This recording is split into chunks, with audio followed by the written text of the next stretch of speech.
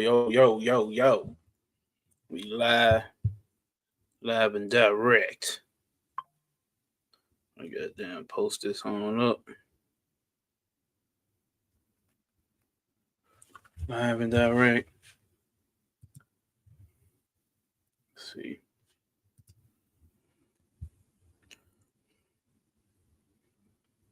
Get this on Instagram.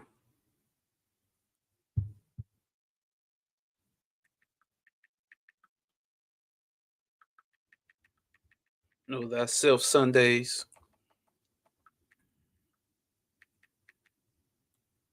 Sunday fun day.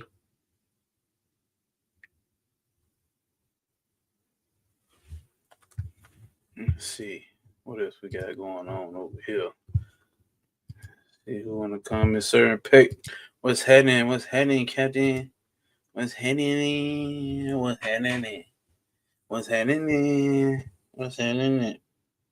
God damn.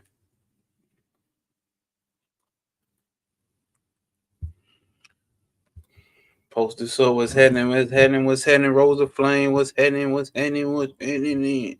me drop this in the Discord group. Be live. Oh, damn.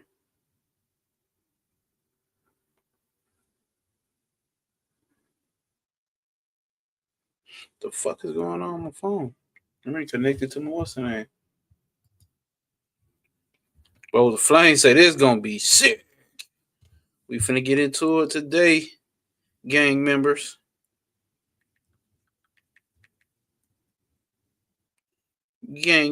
Peep pushers. What's happening? Hope everybody week been going decent. Hope everybody has had a prosperous week, my niggas and niggas, my wiggers and wiggets. We finna get into it.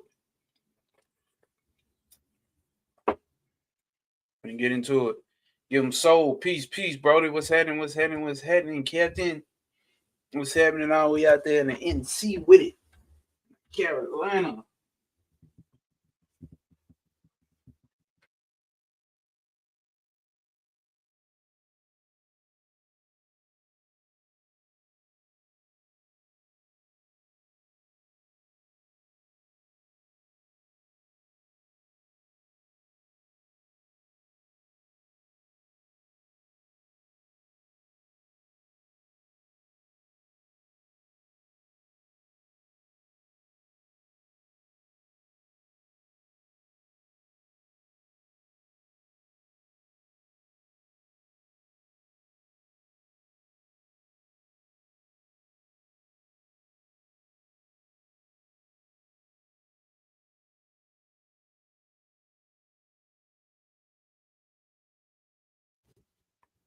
Okay, how I sound now? Am I clear? Am I coming through clear in the chat? I mean, on the video, is we clear? Audio clear, video clear? Okay. Oh, if I ain't say there I go.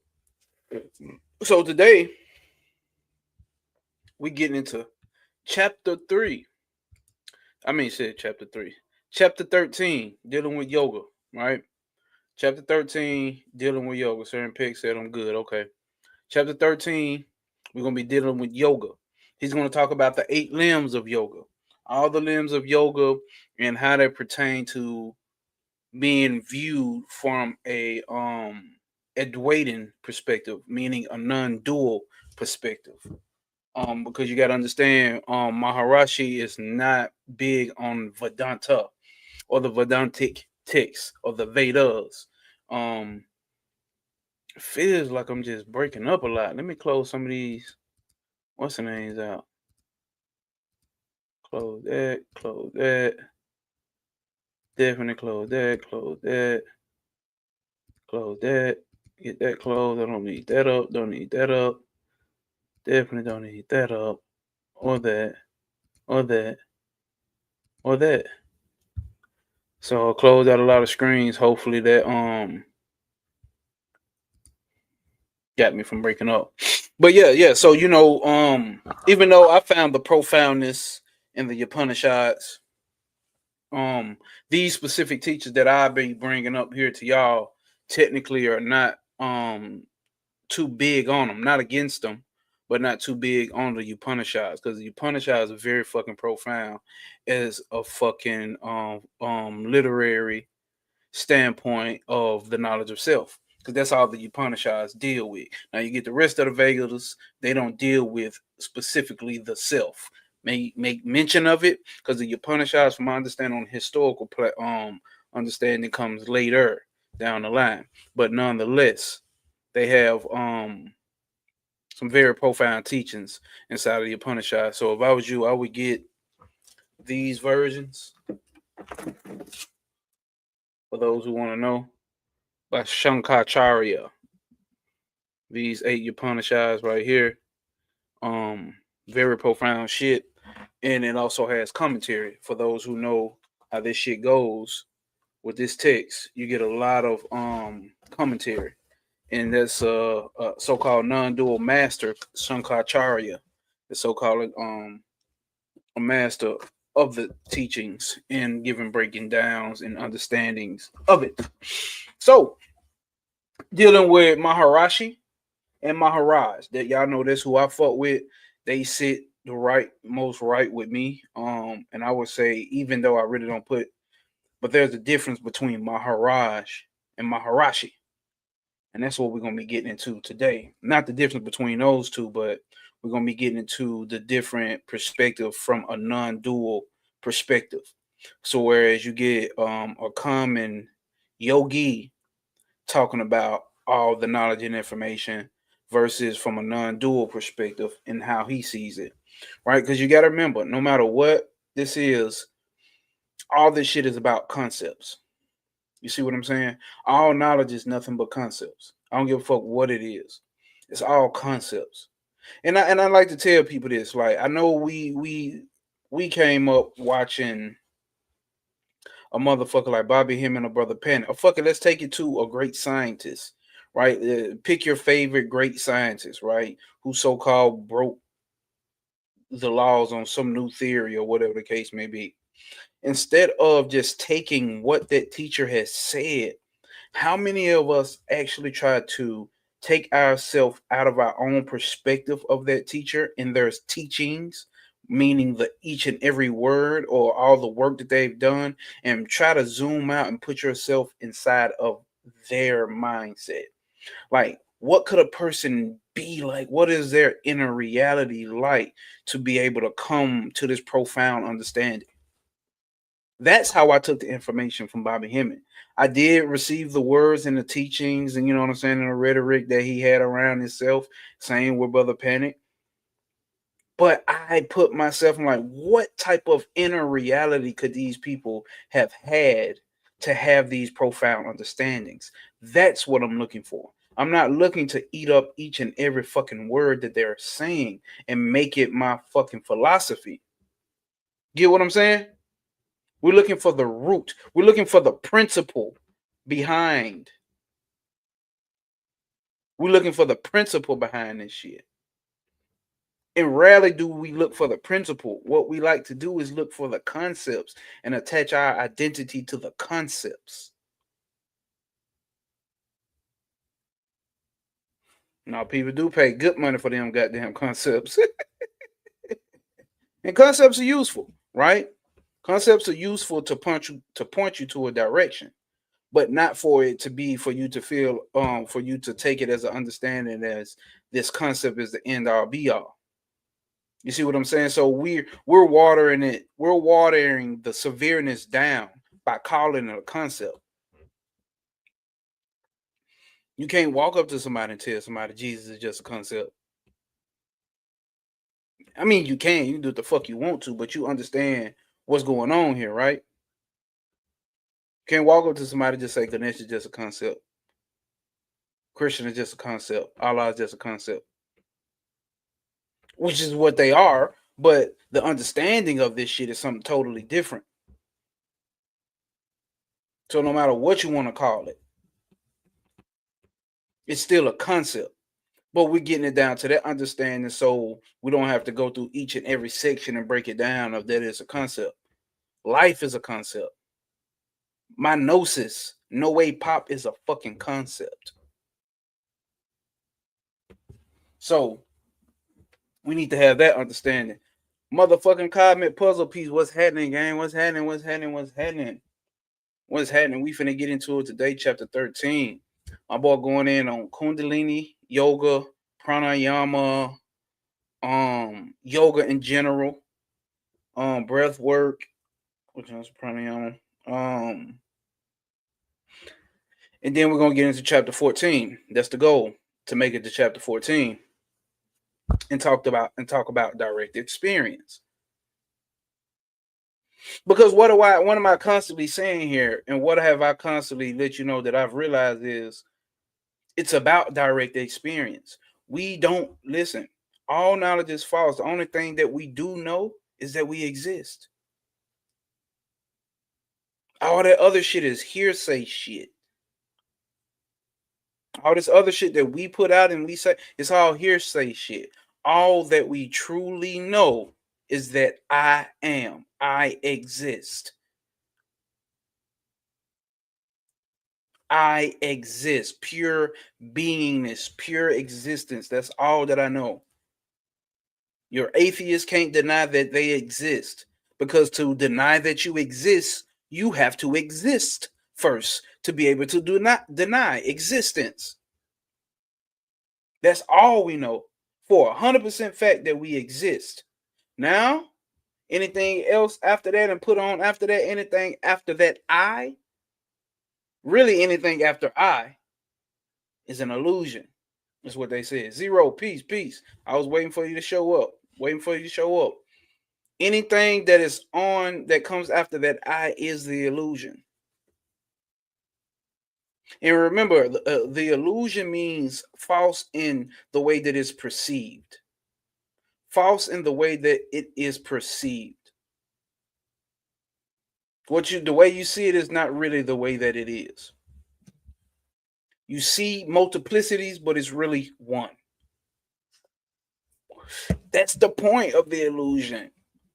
For that which did not know itself, that nothingness, that absolute state, which did not have any knowledge of any kind of anything, consciousness, boom, popped up. And from consciousness, all that can be observed is observed. All objects, the space, the air, the water, fire, the earth, all elements come from that.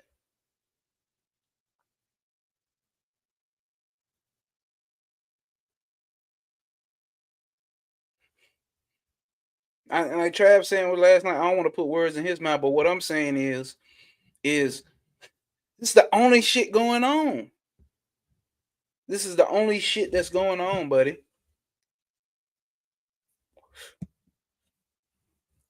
It's the only shit that's going on. And this shit forever going on. Matter of fact, it's not even going on. But it's going on. When I say, I mean reality that we perceive.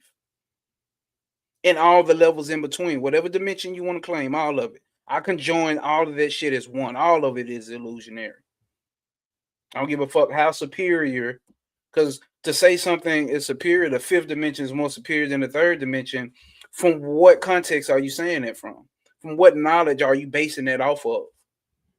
Because I'm gonna say the new Jordan that just came out today are some more superior than the last Jordan that came out last week. Off of what knowledge am I basing that off of?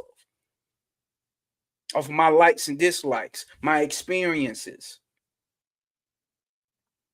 So what can you base what dimension is better than what other dimension off of?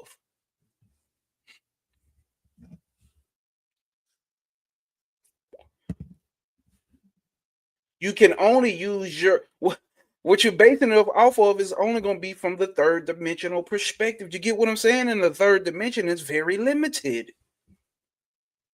Even when you go into the dream world, the astral plane, everything is based off your third dimensional understanding of reality. So how are you going to judge any other reality? But what you can know is that all realities have to appear within consciousness. Because other than that, how would you even have the mechanism of knowing? How would you have the faction of knowing? So here we make it very sensible. Sensible and very simple is what I was trying to say. Understanding that principle, the P, the cosmic principle, that which is consciousness.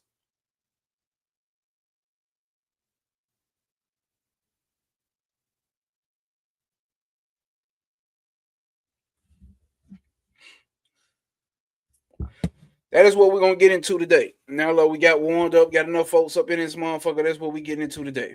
So we can go on and pull up the screen share and do the goddamn thing. You want to pop it off so we can hopefully get through these chapters. Y'all let me know how that's showing up on the screen. Showing up good. We doing good. Take that off so we can see it clean. That's it. Boom. Everybody put a P in the chat if you're feeling good, you're feeling fine.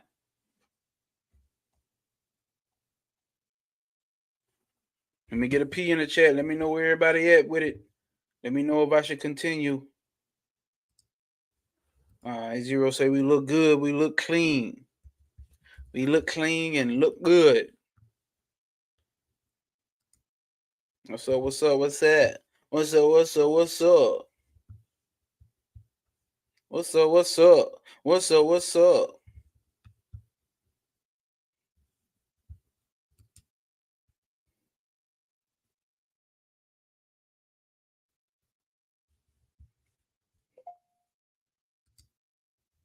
Okay. Everybody say we look good. Cotton puzzle piece. Give them soul. Say P P P P P P P P P loans. We got the PPP loaners in the building. All right, let me finish this up. I shouldn't be doing shit from my eBay store while we going live. I'm like, oh, let me do it before I forget though.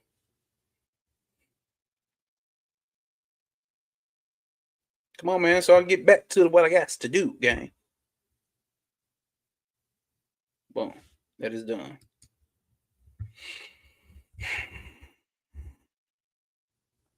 Hold on. Is it done? Are we done?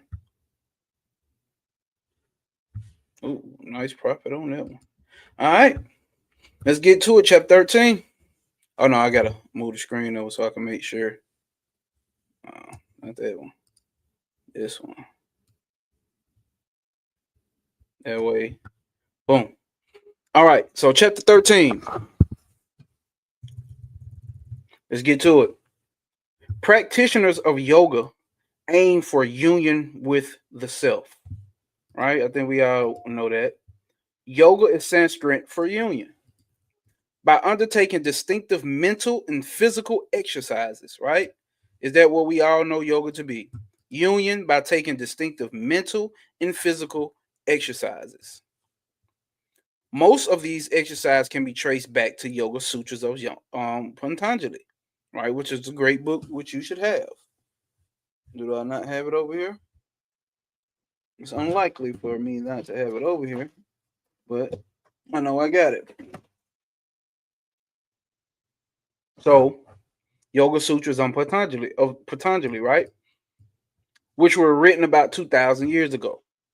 Patanjali's system, known as Raja Yoga, so you got to understand. Now, so when you read Yoga Sutra from Patanjali, you know his system is known as Raja Yoga, right? The meditative, basically the still aspect of yoga, right?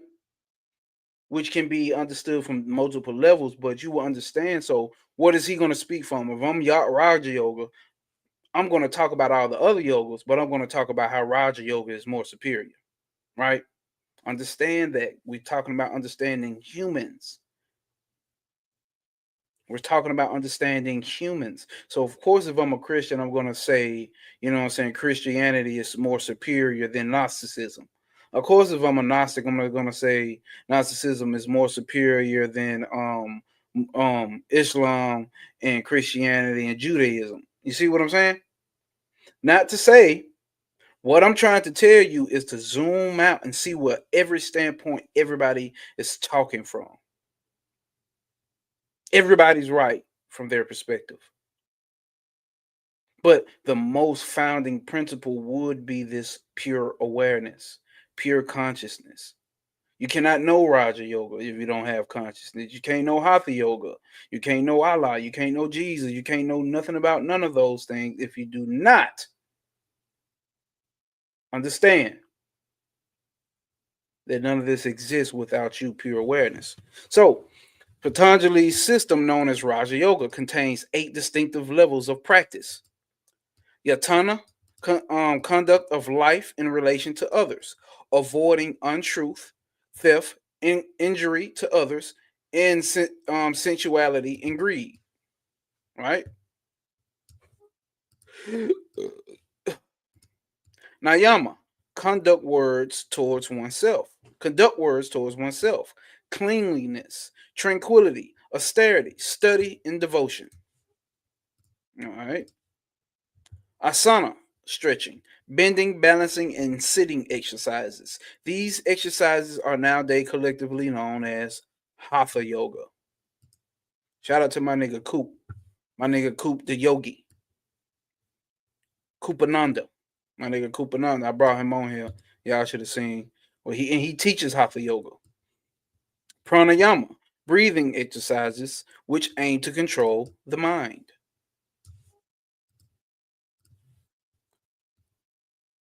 Pratyahara, withdrawing the attention from the body and the senses. Dharana, concentration of the mind, right? Dharana Darshan, remember? From my nigga, the great Travis Majors has already put out that million and goddamn 32 billion times, right? 7, dhyana meditation. Dhyana meditation, right? Or meditation. 8, samadhi, uninterrupted contemplation of reality. Most of these practices can be found in other spiritual systems. The only exceptions are hatha yoga and pranayama, and it is these which give ragya or raja yoga its distinctive character. When visitors ask Sri Ramana about these practices, he would usually criticize hatha yoga because of its obsession with the body. So, do you understand why we criticize hatha yoga? Right? He would do it because what is he saying? Nothing is more superior than the self. And you are not this body, nor are you this mind. Right? Damn, I missed what you said right there, Rosa Flame. I don't know what you're talking about. Oh yeah, Vivekananda do get the I should have it over here. I don't think I see it, but I haven't read it. But I do have it though, that Raja Yoga by Vivekananda. He did run through all the yogas. You know, yeah, what he said, right? Nisaragata. That's the OG though. That's the OG, like find a level when you really done with this, when you really at wits end with this shit, like, well, okay, man, what is this shit all way the fuck about? Like Nisaragata Maharaj. Man, I ain't gotta say no more. Pranayama is really popular. Yeah, facts, zero, facts. Let's see. It is a fundamental premise of his teachings that spiritual problems can only be solved by the controlling of the mind. And because of this, he never encouraged the practice of spiritual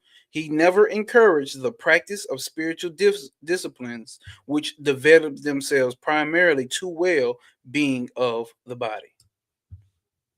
Being of the body. He had a higher opinion of pranayama, breath control, saying it was a useful aid for those who could not otherwise control their mind. But on the whole, he tended to regard it as a beginner's practice. So it's great to do for beginner work. And we don't have to lie to ourselves about where we are beginning with it. None of that shit. That don't mean shit. You see what I'm saying? The point is to get the fruits of whatever the practice is giving you. Practice fucking pranayama, motherfuckers. View his views on other aspects of Raja Yoga, such as morality, meditation, and samadhi, have been dealt with in separate chapters, right?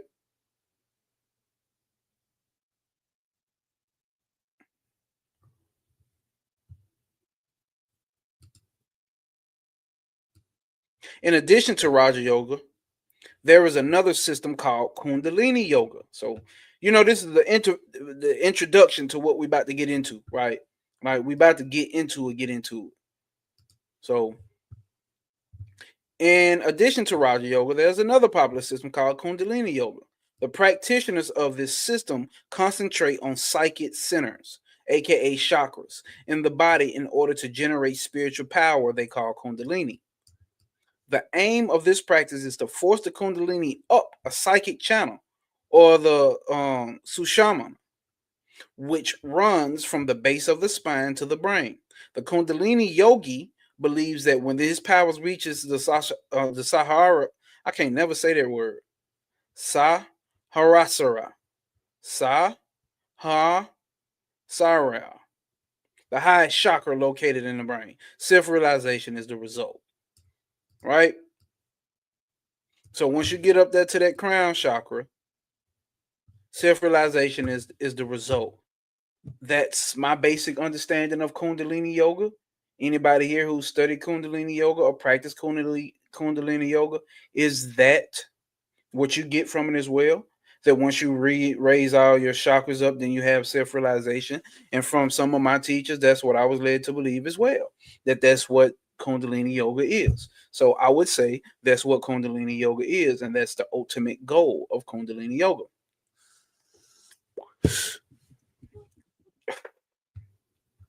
So Sri Ramana never advised his devotees to practice Kundalini Yoga, since he regarded it as being both potentially dangerous and unnecessary. We've all heard about the dangers of Kundalini Yoga. He accepted the existence of the Kundalini power and the chakras, but he said that even if the Kundalini reaches the Sahasrara or the crown chakra, it would not result in realization. Now, why would he say that, gang? Why would he say that? For final realization, he said the Kundalini must go beyond the crown, right? Down another nadi or psychic nerve, he called the Amriti Nandi. Amrit Anandi, also called the Paranandi or the Jivanadi, and into the heart center on the right side of the chest. We finna get into some shit. So he's saying basically you raise up that Kundalini shit, eventually, regardless of what you're talking about doing this Kundalini shit, it gotta go to the crown chakra and come all the way back down to the heart chakra anyway. So it's the reason he's saying this. Stick with it. Since he maintained that self-inquiry would automatically, listen, he maintained that self-inquiry would automatically send the Kundalini to the heart center. He taught that separate yoga exercises were unnecessary. Take that how you want, or don't take it at all. Run if you want to. It don't make me no motherfucking difference. Don't make me no motherfucking difference. Hold up. Yeah, that shit don't make me no motherfucking difference, gang. No motherfucking difference. He said that you raise up that Kundalini, regardless, it's gonna have to go past that crown chakra, come down back from the crown chakra, and end right back at the heart. Why has this shit always been about the heart? Even Jesus was sending your ass straight to the heart. Why? Y'all remember the chapter about the heart. It's not the literal fucking heart. We just mean the center, the source, which is the self. It don't literally mean even the psychic center. It's beyond that. So what did he say? So for final realization, he said that the Kundalini must go beyond the Sahasrara. Sahara, man, whatever, man. Y'all know how to say it. The crown chakra. And down another nadi or another psychic nerve he called the Amrit Anandi, also called the Para Nandi or the Jiva Nandi, and into the heart center on the right side of the chest. Since he maintained that self-inquiry would automatically send the Kundalini to the heart, he taught that separate yoga exercises were unnecessary. The self is reached by the search for the origin of the ego. Can we make that shit the brightest? The self is reached by the search of the origin of the ego in dividing or diving into the heart. That's how you find the self. This is the direct method of self-realization. This is the direct method of self-realization. This is the direct path here. What Maharaj and Maharashi taught is the direct path of this shit.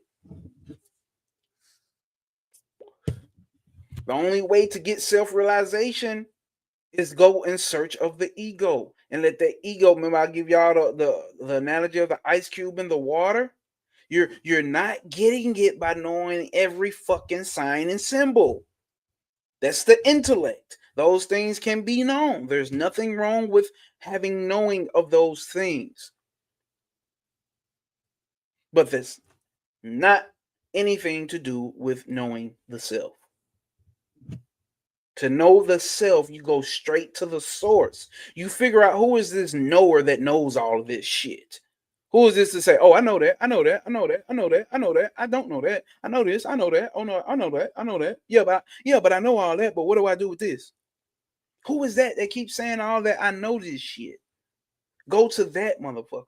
Check that motherfucker at the door. Do you think we can replace the word heart with rhythm, or do you think it's something even deeper? I don't think it's really useful, Cosmic Puzzle Piece, to really switch it up. I don't think, now let me say this, I don't think it's anything wrong with that. Because even then, if we're talking about the heart being the center, the source, or the self, I can see why you can say rhythm, but I also see why you want to zoom back out and understand that that it's actually this one-pointed stillness. God damn, it's getting cold in here. That it's actually this one-pointed stillness. So while rhythm is not wrong, I'm not against this shit. Fuck no. Go ahead. Hell no. Take your shirt off and twist around your head like a helicopter. I'm not against it. But I do understand why you would say that, because also it can be misleading when we say in the heart, right? Because I'm pretty sure that's the reason why you're saying it, because it can be misleading. You can take the heart and think about your physical heart, or you can just think about the psychic center of the chakra that we call the heart chakra, right?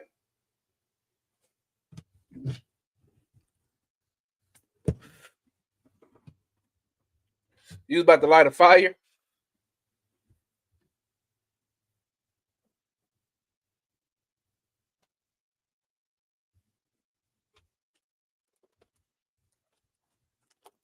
Don't be over there setting shit on fire, man. But also, let's take it back to the occult shit, right? Why does the unfortunate, misfortune, and all those? Why do they have these? What's the names? Because it's not for everybody, right?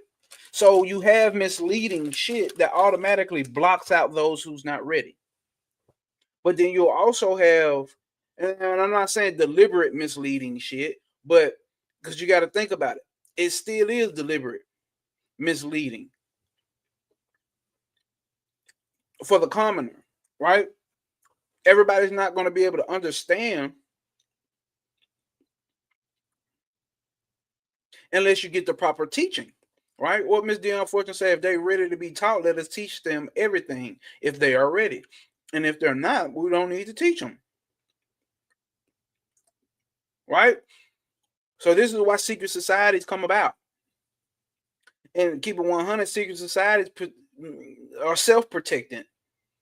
They're not for everybody's not going to get in regardless. And if they do, they're only going to get to an egotistical level. Right? Yeah, 1 point of stillness. That's 0 point, right? Right, 0. So secret societies are necessary. You niggas are part of a secret society here. Niggas, everybody can't get this shit. Not because I'm telling people they can't come, but shit, they won't. That shit don't resonate with them.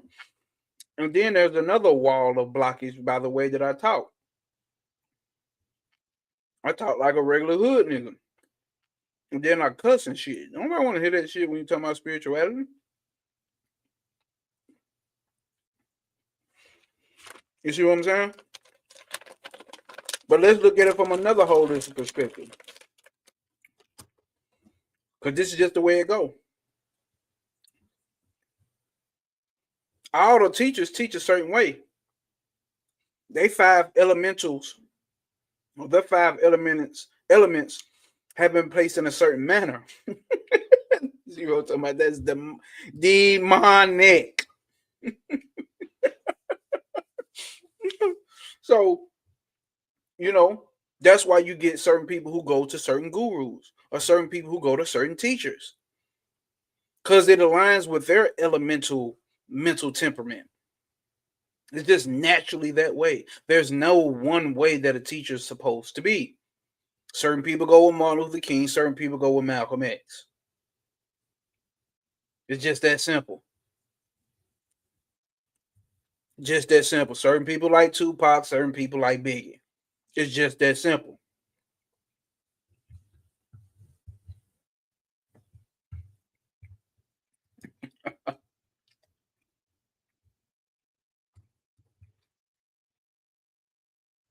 Yeah, no, real shit. Real shit, Cosmic Puzzle Piece. Impossible. Impossible. Facts. Just think. Just think. When you think about Kundalini, you still dealing with a human body and mind, and we are not that. Just a puzzle piece to get to where we are now. We needed it though. Facts. That's what me and Rosa Flames talk about. Hey, it's all bullshit, but you need that bullshit. You need that bullshit to grow the seeds. You need manure to grow your plants and your food and your fruits. You need that bullshit. Me and Rosa Flame were just talking about that. But it's not till you get to this level of understanding where motherfucker say something like that, it doesn't hit you in the gut like, what do you mean it's bullshit? You see what I'm saying? All of you motherfuckers had to have been in this shit already for a long time to get to be able to sit here and be able to listen to this type of shit. You had to have been groomed. You were spiritually groomed. You niggas is groomed. You niggas been groomed by the diddler. P. Diddy. You've been groomed. Where the fuck is Mothra at?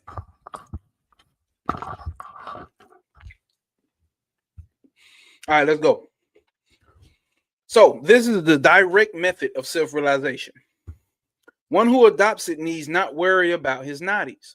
So, one who adopts it doesn't need to worry about his psychic center nerves, the brain center, or the crown chakra, or the sushumna, the the paranadi, the kundalini, or the pranayama, or the 6 center chakras. That's a big statement.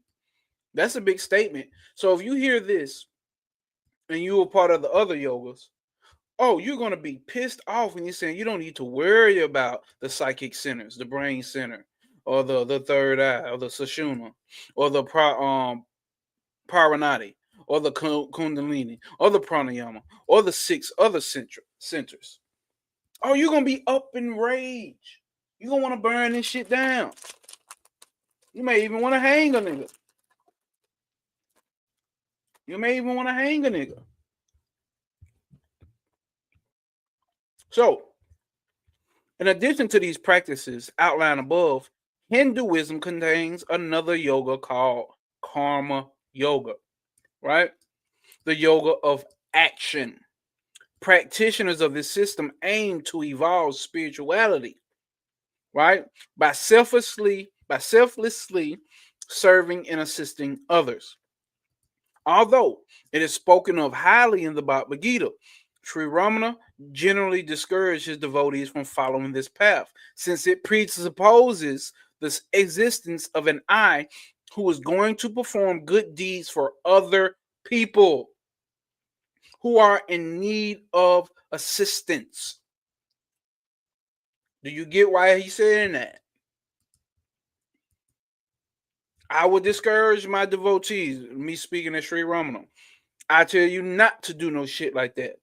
Why? Because it's presupposing that there is an I that is real and there are other people who are separate, two or more, right? It's presupposing that there are separate individuals out there that wouldn't be in alignment with non-duality, right?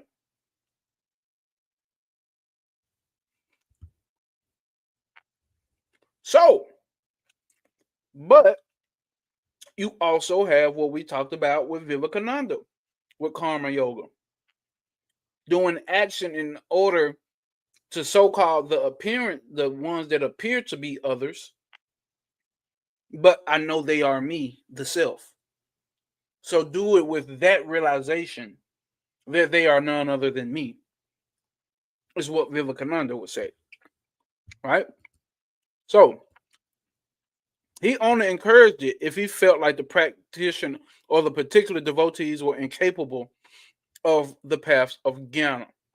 So basically, if you wasn't capable of getting the so-called knowledge of self, then he will refer you, or the yoga of knowledge, right? So if you weren't able to get it, he would send you to the path of karma yoga. So if they were incapable of following the path of jnana yoga, bhakti yoga, or raja yoga. So if it was hard for you to do devotional yoga, or the meditative yoga, or the yoga of the knowledge, he then will refer you to karma yoga.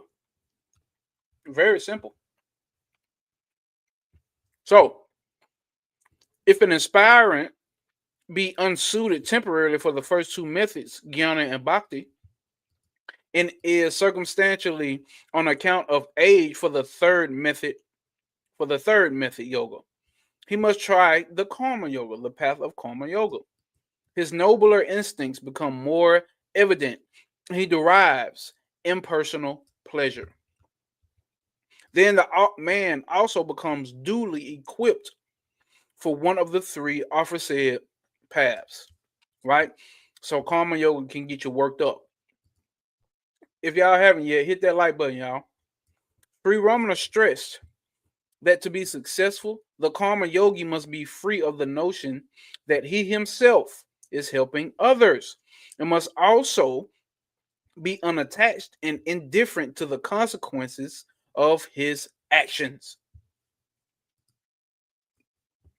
Although he rarely gave karma yoga more than a lukewarm endorsement, he did admit that both of these conditions would be met if all actions were performed without the I am the doer idea.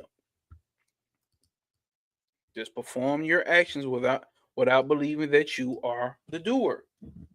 That is the whole of non-duality. Let's get to it. The questioner says, yoga means union. I wonder of I wonder, union of what with what? Exactly, he says. Yoga implies prior division. Uh-oh. So for there to be a union, you already superimposing that there was a division. What separateness? All right. And it means later union of one thing with another. What other thing is there? But who is to be united and with whom? You are the seeker, seeking union with something. If you assume this, then that something must be apart from you. But yourself is intimate to you, and you are always aware of it. Seek it and be it. Then it will expand as the infinite, and there will be no questions of yoga. Whose is the separation? Yoga. What separation, y'all? What union? What are you reuniting with? Are you reuniting with something that never separated from your black ass in a way that you could never separate from anyway? Think about that.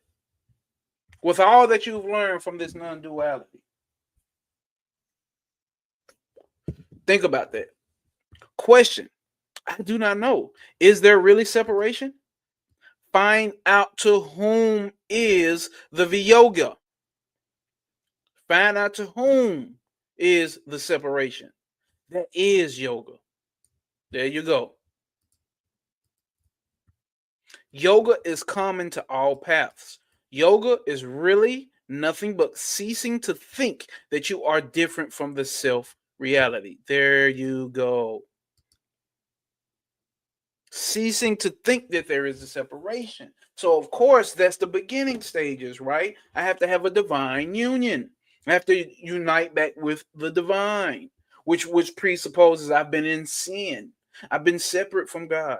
I ain't been doing what God wanted me to do. Type of talk, type of conversation going on internally. So I need to get back in union with it. But the real thing here is to who did I separate from? What did I separate from? How could I have separated? So the yoga brings into union that there was never a separation.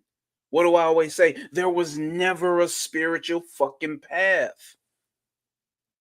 So of course there's a spiritual path if there has to be a reuniting of you and the divine. Of course there's a spiritual path in that regard, right? But if I understand there was never any separation, there is never going to be a union or reunion. That means there was never a path. All the yogas, karma, jnani, bhakti, and raja, are just different paths to suit different natures with different modes of evolution. That's it. That's it. It works for who it works for. Just like we talked about with the teachers, right? They are all aimed to getting people out of the long cherished notion that they are different from the self. That's it.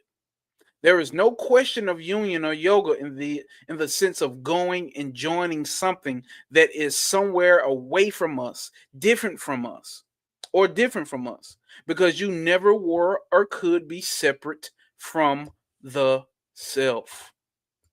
Hear me out here. Let's see what the Flame says. Damn, I miss zero shit too.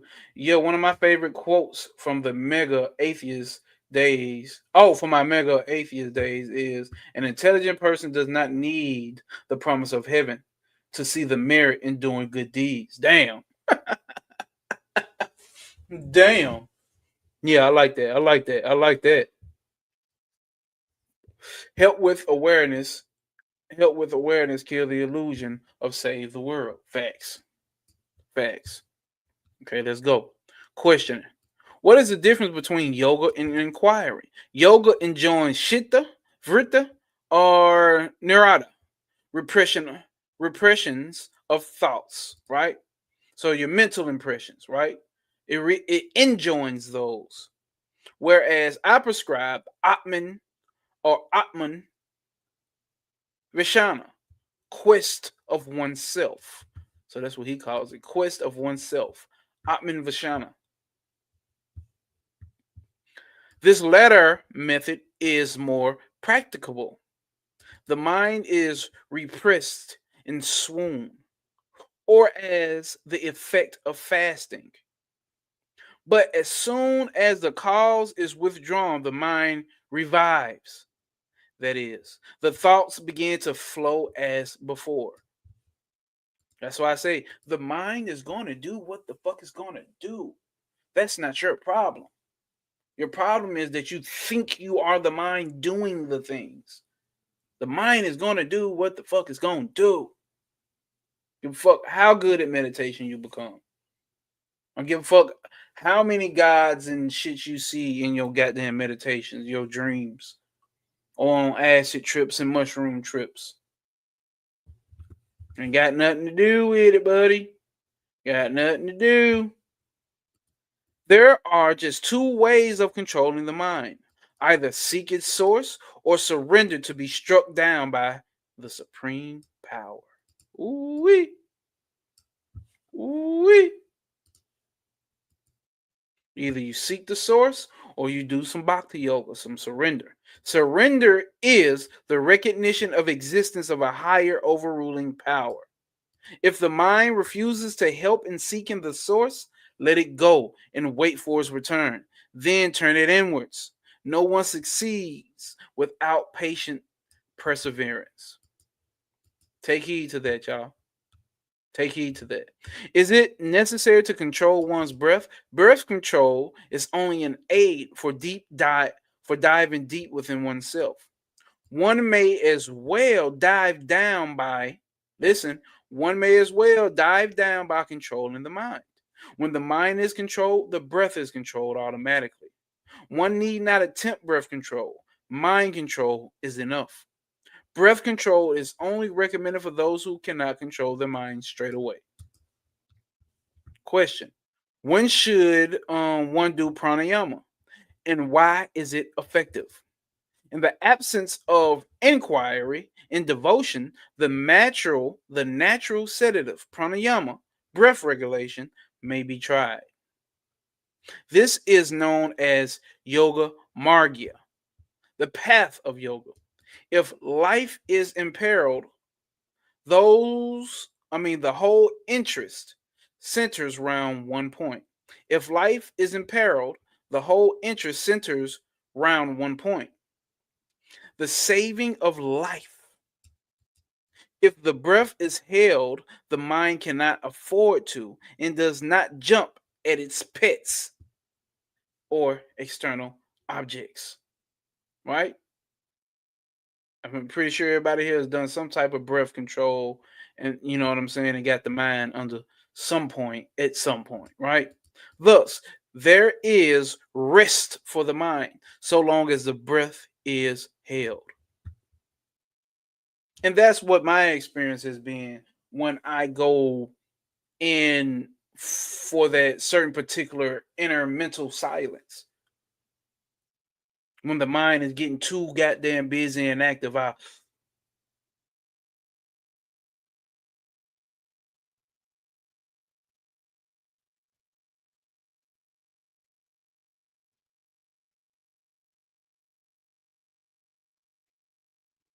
straight out that motherfucker just like that. And the mind will go blank, and then thoughts will try to pop back up, but they just drop right back the fuck off. They just doop doop doop doop doop doop doop doop doop doop doop. The effect of that mind does not have any effect on me. To clearly see that those thoughts are not my thoughts. Those thoughts are the thoughts of the thoughts. They're just thoughts. They're not me. I'm observing them, and I don't hold any attachment to them. All right. All attention being turned on the breath or its regulation, other interests are lost. So So when all the attention is being turned on the breath or its regulation, other interests are lost. The source of breath is the same as that of the mind. Remember that. You got to remember that. Prana, the language of prana is mind. There is no mind without prana. Remember that. There has to be prana, the vital force energy for the mind. Words and concepts is the language of the mind. The language of prana is the mind. And what's prior to prana? Consciousness, my nigga. Or the self. Therefore, the substance of either leads effortlessly to the substance of the other. So work with it, y'all. Will concentration on chakras quieten the mind? Fixing their minds on psychic centers such as the Sahasrara or the crown chakra or the thousand petal lotus chakra, yogis remain any length of time without awareness of their bodies. As long as this state continues, they appear to be immersed in some kind of joy. But when the mind, which has become tranquil, emerges and becomes active again, it resumes its worldly thoughts. It is therefore necessary to train it with the help of practice like dhyana or meditation.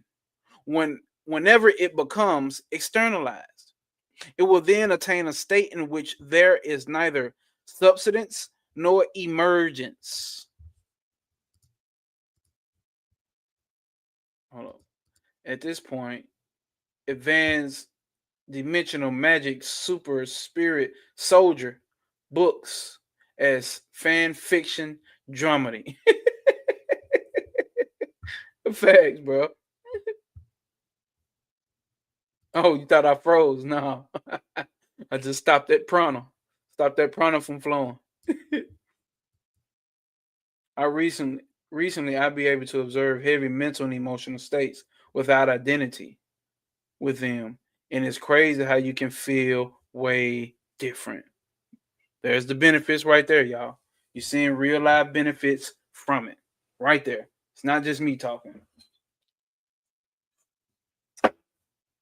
Switching on that observer mode, which is what you're already in anyway. So what are you really doing? You're just putting the attention and the focus on what you already are, that observer. Let him with ears hear. Question: is mind control induced by pranayama also temporary? Quiescence lasts only so long as the breath is controlled. So it is transient, meaning it's temporary.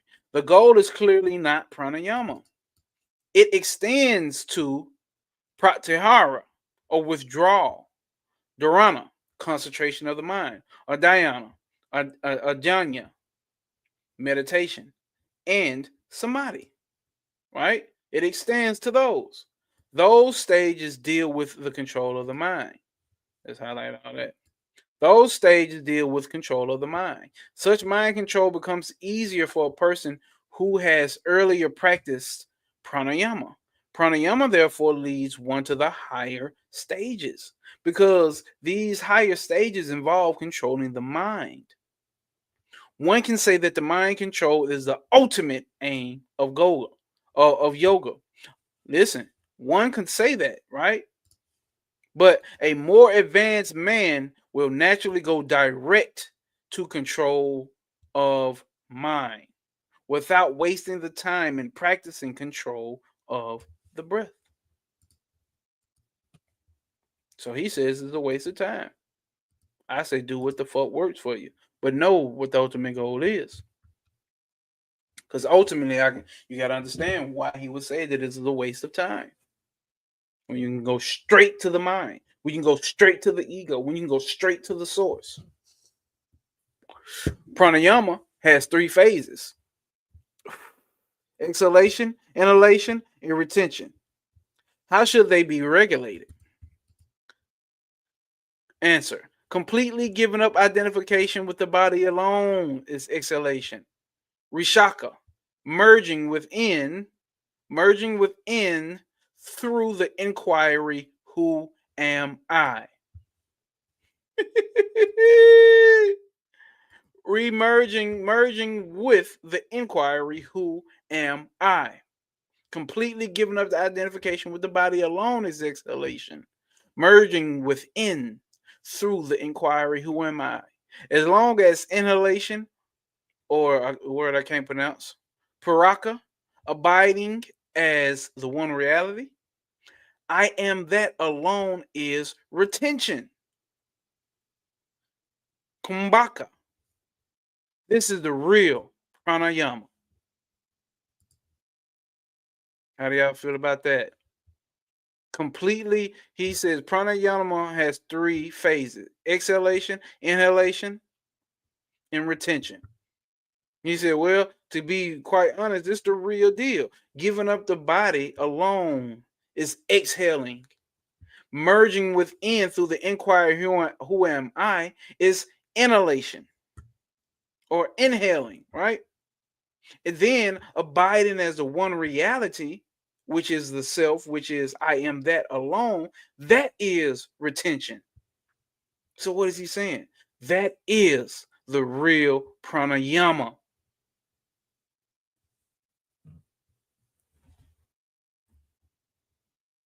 So what is he doing here? He's taking you out of the concepts.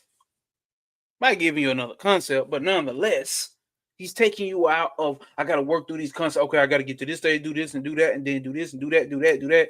Understand this concept and really understand this concept and understand this concept. Hey, check this out. Because even though he just gave you a concept which we call I am or the self, nonetheless, it's very simple and it's not as complex. It's understanding all these motherfucking infinite levels and stages and how we know. Let's get it straight to it. What is it? Giving up the identification with the body. Okay. Merging within and inquiring on who am I? And then abiding in that who am I? That I am that state. It's all that seems like 3 different things, don't it? But it's all one thing. Realizing that I am the self. I'm not this mind and this body. Everything is an appearance within me, the self. This is what I'm talking about when I say, hey, man, too many goddamn concepts, yeah, jumbled up and bundled up. You're trying to figure out too much shit. And the mind loves that.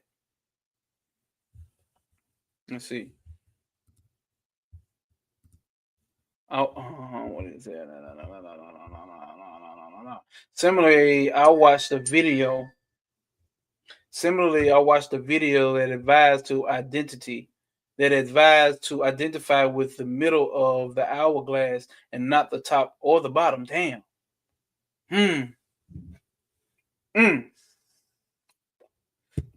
I'm that which every grain of sand has to pass through. There is no time without me.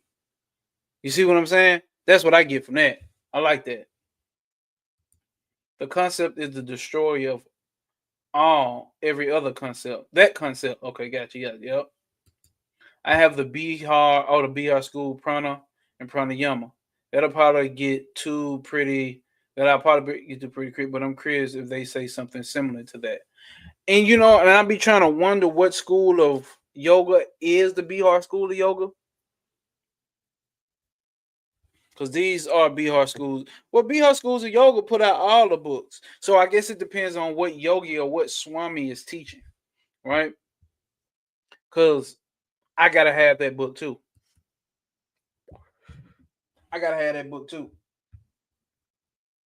The bondage at its finest, facts. Vivekananda broke it down pretty good, but not like this. Nah, facts. This is 100-some years after Viveka. I find it, let me see.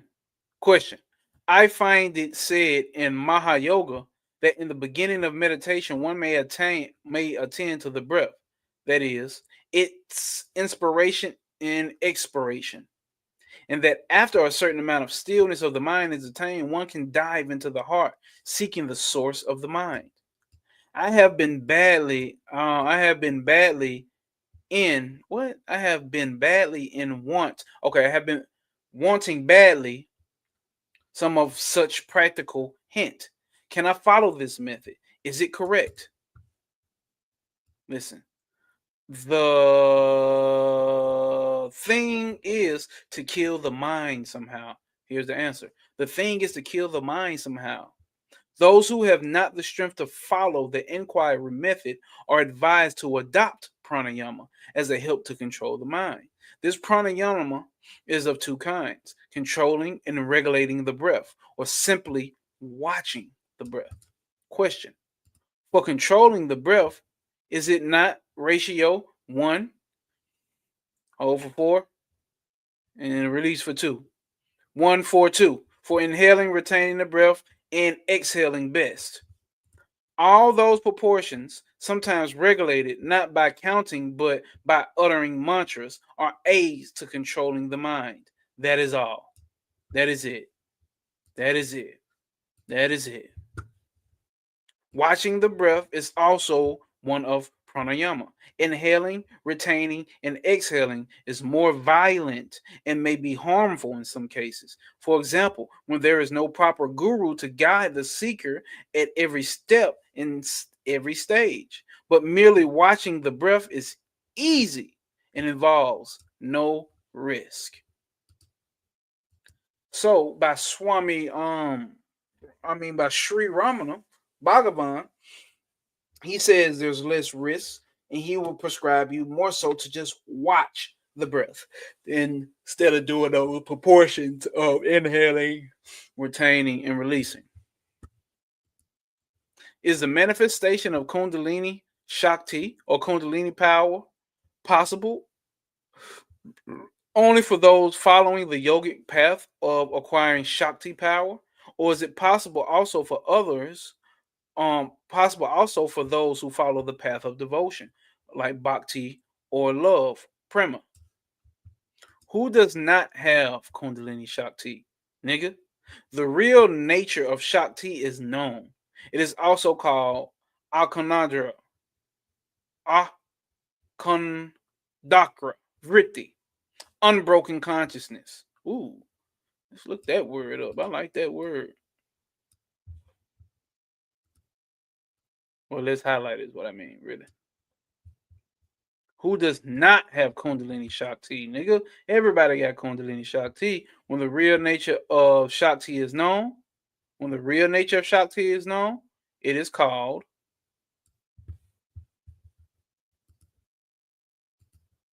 what they just said is called unbroken consciousness. Unbroken consciousness. Or Aham Shuprana. Effulgence of I.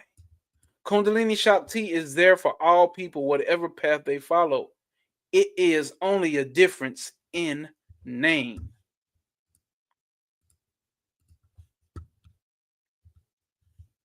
Is it said, question, is it said that the Shakti manifests itself in 5 phases, 10 phases, 100 phases, and then 1,000 phases?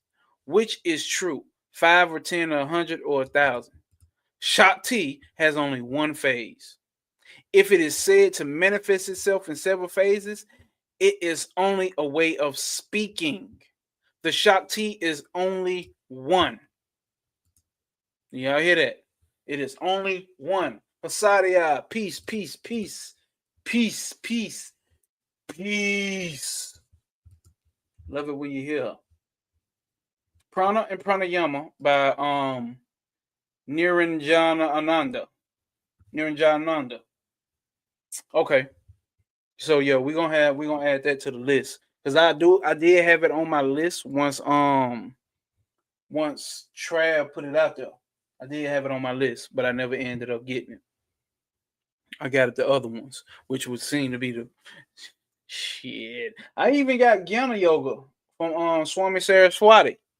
I forgot his name completely, but I never read it. And I was meant to start reading it, but I ended up finding Vivekananda's book. And Vivekananda's book broke us into this. So everything happens for a reason, right?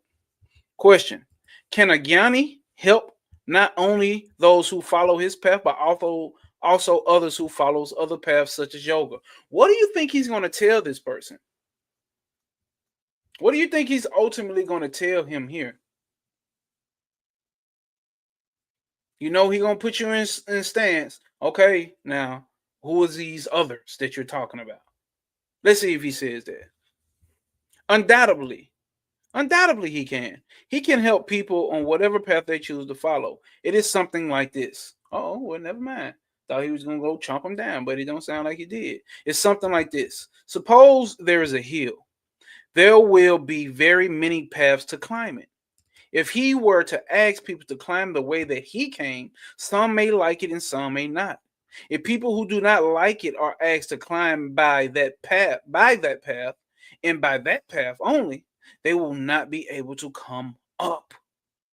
Hence, a jnani helps people following any particular path, whatever it may be. People who are midway may not know about the merits and the demerits of other paths. But one who has climbed to the summit and sits there observing others climbing up is able to see all the paths. He will therefore to be able to help people. He will therefore be able to tell people who are coming up to move a little to this side or to avoid that or to avoid a pitfall. The goal is the same for all. Oh, I like that one. I like that one. Because that's, come on, man. Come on. Come on.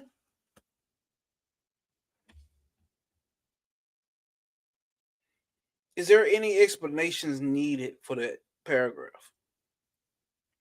Matter of fact, I think there's no explanation needed, but I think it should be reread. The questioner says, can a jnani help not only those who follow the jnani path, but also who follow the other paths such as yoga? Right?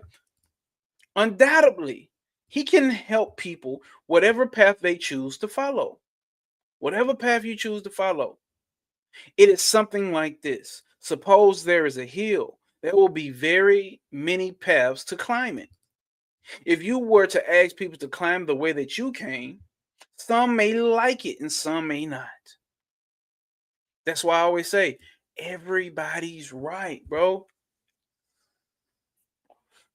Can't make everybody take the non-dual path of the self. We can probably clear up the clarification of what it is, but also people have different mental temperaments. Don't we always say that? People have different mental temperaments. There has to be different mental temperaments. That's why there come so many paths. You can take the occult path. You can take the love and light path. You can take the middle path. You can take this path. You can take that path. No one's not doing anything different. Everybody's going. You're going for Jesus. You're going for Allah. You're going for goddamn whatever. The dark side of the tree, the light side of the tree. It's the same shit.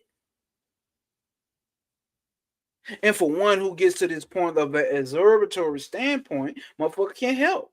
Motherfucker can assist. Ultimately, that person who's climbing, you're gonna have to still do the fucking work. But nothing's wrong with some fucking assistance. Like, hey, don't go that way. Come to the right.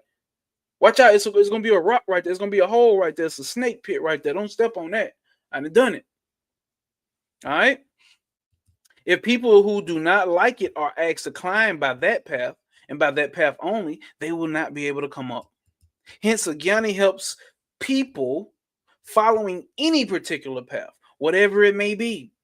People who are midway, listen, so people who are midway may not know about the merits and the demerits of other paths. But one who has climbed the summit and sits there observing others is able to see all the paths. He will therefore be able to tell people who are coming up to move a little bit to this side and avoid pitfalls. That's all I'm saying about concepts, y'all. That's all I'm saying. I'm telling you from a nigga who done it. You may disagree, and it's fucking perfectly fine. But I'm just letting you know. There's so many concepts that the ego and the mind is going to attach itself to them when there's too much of them. It's like, ooh, piece of candy. Ooh, piece of candy. Ooh, piece of candy. Ooh, piece of candy. Ooh, piece of candy. Ooh, piece of candy. It's like just lift your fucking head up and look straight over there. There's a mountain of fucking candy. Quit getting distracted with all of those fucking concepts, aka pieces of candy. That's it. The goal is the same for all. Let's read some of these comments.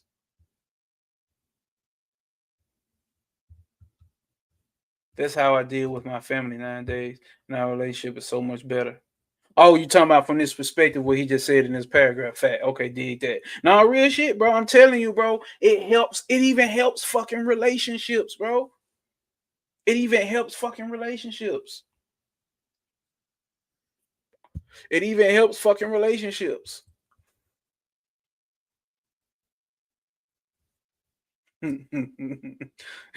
Rosa Flame says some people charge others money to fall into those snake pits.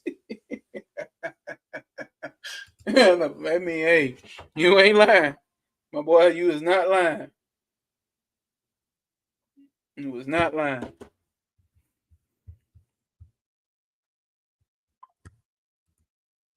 Question: how can one direct the prana of or life force into Sushumna, of the Sushumna Nadi, or a psychic nerve in the spine? So how can one direct the prana energy into that psychic nerve of the spine so that the Chit Gyata Granathi, yeah, y'all know we don't speak this language, so shit, forgive me for fucking up the words, or so that the identification of consciousness with the body can be severed in the manner stated in Sri Ramana Gita.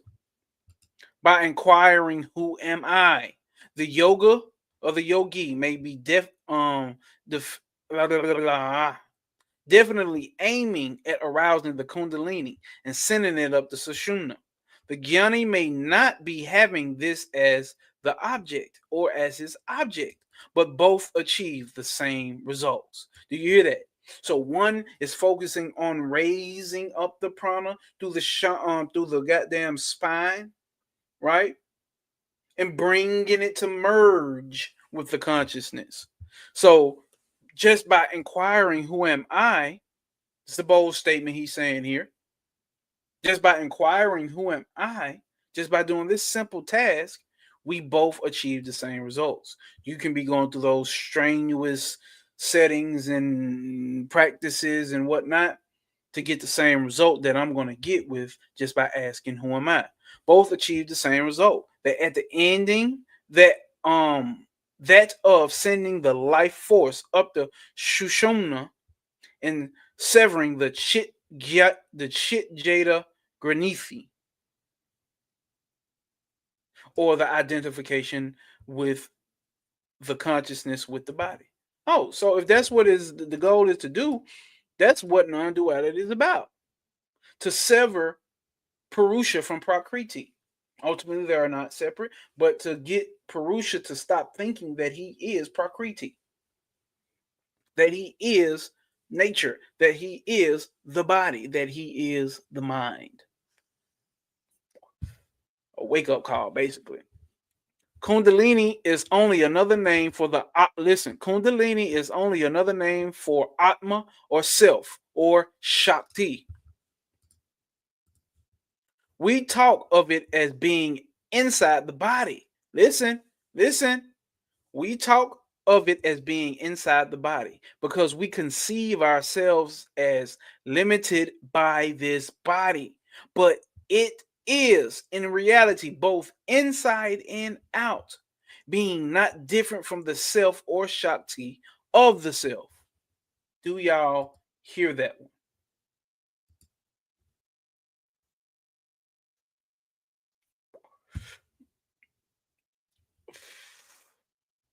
You think the Kundalini is in the body, but it's inside and outside of the body. We believe that. Why? Because we have a heavy identity with the body. Question: how to turn up the nadis or the psychic nerves so that the Kundalini may go up the Sushumna? Though the yogi may have his methods of breath control for this object. The Jnani's method is only that of inquiry. When by this method the mind is merged in the self, the Shakti or Kundalini, which is not apart from the self, rises automatically. All right. The yogis attach the highest importance to sending the Kundalini up the sasha, the crown chakra, God damn it, the brain center, or the petal lotus.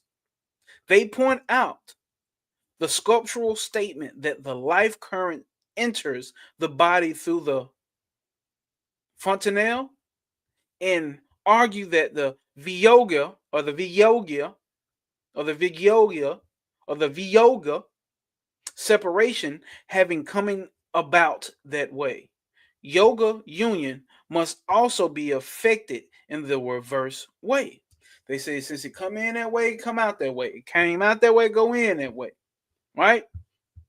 So that they point out the sculptural statement that the life current or the life force energy enters the body through the fontanelle and argue that the separation having coming about that way. So yoga or the union must also be affected in the reverse way. Therefore, they say we must by yogic practice gather up the pranas and enter the fontanelle for the consummation of the yoga or of yoga. The Gyanis, on the other hand, point out that the yoga assumes the existence of the body in its separateness from the self. The Gyanis, on the other hand, point out that the yogi assumes. So they're saying that the Ayani says the yogi assumes the existence of the body in its separateness from the self. So that's where they differ at. The Yanni is saying, like, listen, you talking about all this Kundalini and Shakti and shit, like it's something separate from the self. You assuming that it's separate from the self, so it's something that you have to obtain. Only if this standpoint of separateness is adopted can the yogis advise effort for the union by the practice of yoga. Do you get where this shit goes here, y'all? Non-dualist is not letting you say anything is fucking separate. What separateness are you talking about? That does not exist. That is not a reality. In fact, the body is in the mind. Remember we had that conversation? Your body only exists in your mind. And once you really sit with that shit, that's some trippy shit. Because it's very fucking apparent and evident. It's not even questionable once you get it. The body only exists within the mind. How can you experience your body without the mind? Tell me what a leg, arm, and a chest, and a heart, a lung, or a liver is without a mind. Just take it. Just stop there. Without the mind, tell me what a body is. Without the mind, tell me what part of your body hurts. Your body exists in the mind only, which is the seat, which has the brain for its seat. The brain functions by light borrowed from another source, is admitted by the yogis themselves in their fontanelle theory. So that even the yogis say that. The Jnani further argues, if the light is borrowed, it must come from its native source. Go to the source direct and do not depend on borrowed resources. That source is the heart or the self. Hey now. Yeah. But I say that Kundalini is inside and outside the body. I don't think I've ever heard that before. Get your popcorn ready. Get your popcorn ready. Ready. What does he say? The self does not come from anywhere else. The self does not come from anywhere else and enter the body through the crown of the head. Listen, The self does not come from anywhere else and enter the body through the crown of the head. So all that traveling through the crown chakra and all of that, that's why you don't hear in these non-dual teachings nothing about chakras unless it's in this aspect. And I didn't think about it until way on down the line. It's like, damn, you know what? They ain't talking about no chakras. And I automatically understood why they not talking about no fucking chakras.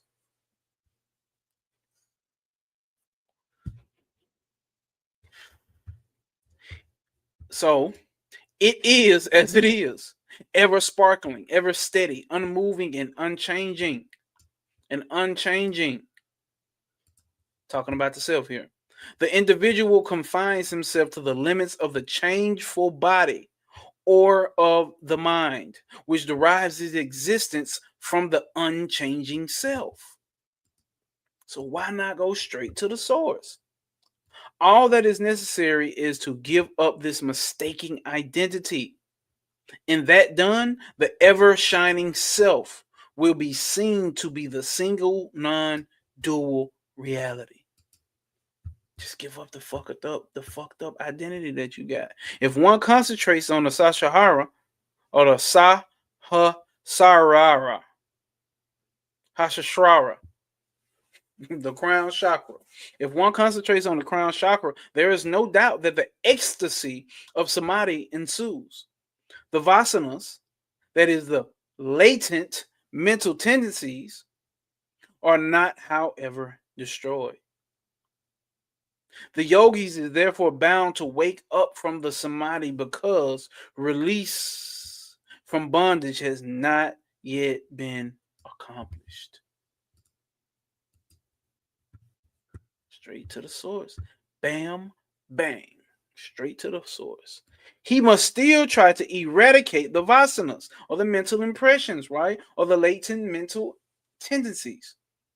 He must still try to eradicate these vasanas inherent in him so that they cease to disturb the peace of his samadhi. So he passes down from the crown chakra to the heart through what is called the jivanadi, which is only a continuation of the sushumna. The sushumna is thus a curve.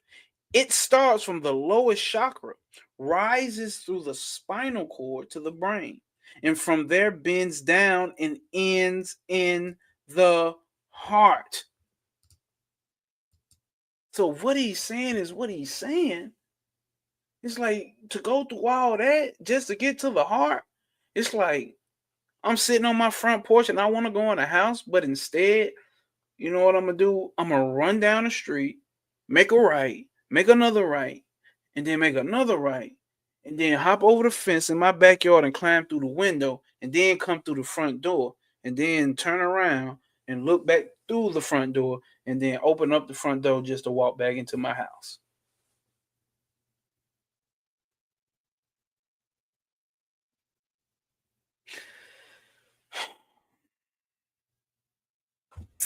When the yogis has reached the heart, the samadhi becomes permanent. Thus, we see that the heart is the final center. So what do we tell you? The beginning is the end. You start with figuring out who am I, and you're going to end asking, who am I? Questioner. Hatha yoga practices are said to banish disease effectively and are therefore advocated as necessary preliminaries to jnana yoga. Let those who advocate those use them. It has not been experienced here.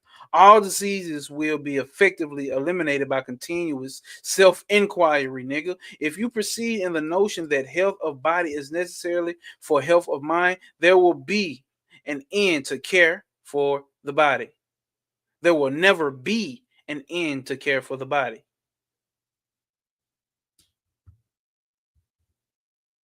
I didn't say that. He said it. If you proceed on the notion that health of body is necessary for health of the mind, there will never be an end to there will never be an end to the care of the body.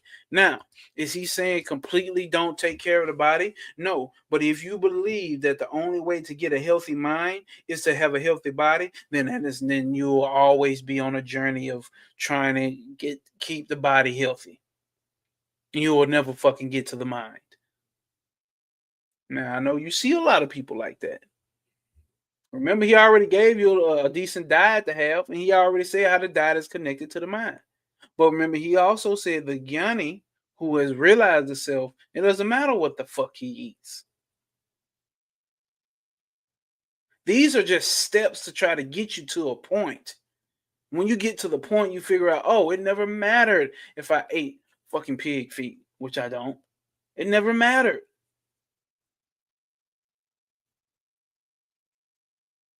But some are so caught up with the body, overbearing with the body. See, that making motherfuckers leave. Some people are overbearing with the body, which means they're overbearing with the identity that they are this body. It doesn't mean treat your body like shit. While I smoke my vape. But question: It is not hatha yoga. Is not hatha yoga necessary for the inquiry into the self? Answer: Each one finds some one method suitable for himself because of latent tendencies, right? Because of the latent tendencies that you have, or the some scars that you have. Hey, go to the method that's suitable for you. You know, I'm missing shit. Like Bobby said, just watch the movie Fight Club. I need to watch that shit again. The mind want to do all that ego.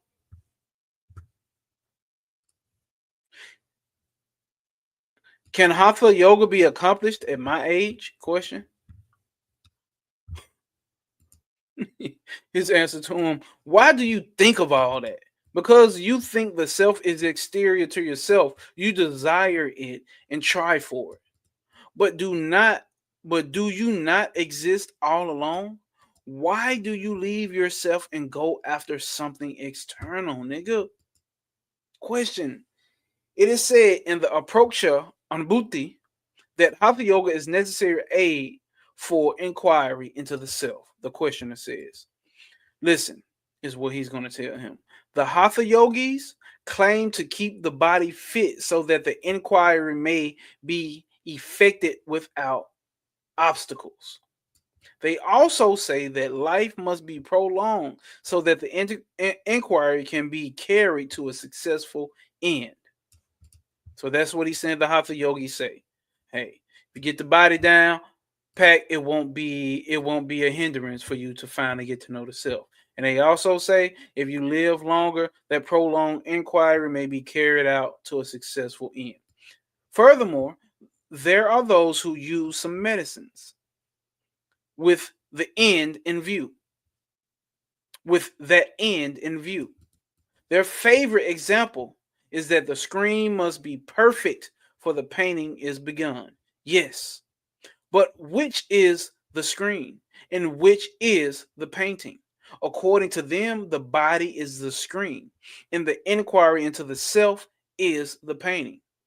But it is not the body itself, but is not the body itself a picture on the screen of the self? Think about that. Think about that. Are you not observing the body, my niggas? But hatha yoga is so much spoken of as an aid. Yes, even the great pandits were well versed in the Vedanta, continue to practice of it. Otherwise, their mind will not subside. So you may say it is useful for those who cannot otherwise steal the mind. Question: What are asanas, postures, or seats? Are they necessary? Many asanas with their effects are mentioned in the Yoga Sutras. The seats are the tiger skin grass, the tiger skin or grass, or etc. The postures are the lotus postures, the easy posture, and so on. While all these Why all these only to know the oneself? Oh, that's the question. Yeah. So why all these postures just to know the self? You got to sit a certain way just to know the self. Why you got to do all of this shit? The truth is, the truth is that from the self, the ego rises up, confuses itself with the body, mistakes the world to be real, and then convert with egotistic conceit. It thinks wildly and looks for seats or asanas. Such a person does not understand that he himself is the center of all and thus forms the bias for all.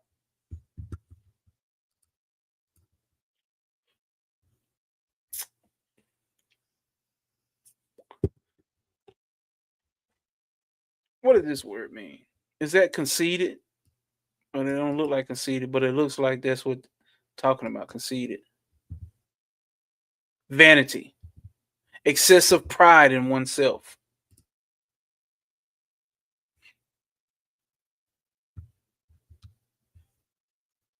The asana of the seat is meant to make him sit firm. Where and how can he remain firm except in his own real estate? This is the real asana. Attaining the steadiness of not swerving from the knowledge that the base asana upon which the whole universe rests is only the self. That's the real seat, the cosmic P. Don't swerve from that knowledge. Don't move from that I amness. Keep that as your backdrop. That is your capital, your capita, which is the space of true knowledge. Which is the space of true knowledge. The illustrious ground alone is the firm and motionless posture, or the posture, asana, for excellent samadhi. Question: in what asana is Bhagavan usually seated? In what asana? In the asana of the heart, my nigga. That's what I'm in. Wherever it is pleasant, there is my asana. That is called Sukh asana, the asana of happiness. The asana of the heart is peaceful and gives happiness. There is no need for another asana or another seat for those who are seated in that one. Question: the Gita seems to emphasize karma yoga, for Arjuna is persuaded to fight. Sri Krishna himself set the example by an active life of great exploits. Let's see what he says. The Gita starts by the response, right, from Bhagavan or Sri Ramana Krishna, right? The Gita, I said Sri Ramana Krishna, Sri Ramana Maharshi, my bad. Shout out to Sri Ramana Krishna. So the Gita starts by saying that you are not the body and that you are not therefore the karta or the doer. So nigga tried to hit him with some Gita shit. He hit him right back with it. What it said at the beginning, nigga. All right, then. You are not the body, nor are you the doer, Arjuna. Nature is the doer, Arjuna. Shout out to my boy Juno. Question: what is that significance? It means that one should act without thinking that oneself is the actor. Simple, but difficult, right? Actions will go on even in the egoless state. Even in the egoless state, actions will still continue. Each person, listen, each person has to come into manifestation for a certain purpose, and that purpose will be accomplished whether he considers himself to be an actor or not. Questioner says, what is karma yoga? Is it non attachment to karma, action, or its fruits? Karma yoga is that yoga in which the person does not arrogate himself the function of being the actor. All actions go on automatically. That's what he says karma yoga is. Questioner: Is it non-attachment to the fruits of actions? Is it non-attachment to the fruits of the actions or the results of one's actions?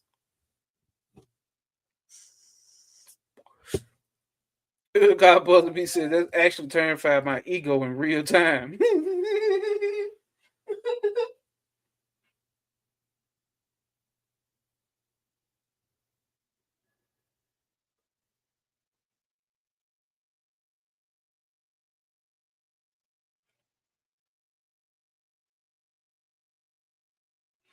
Fucking eBay, man. Fucking eBay, bro.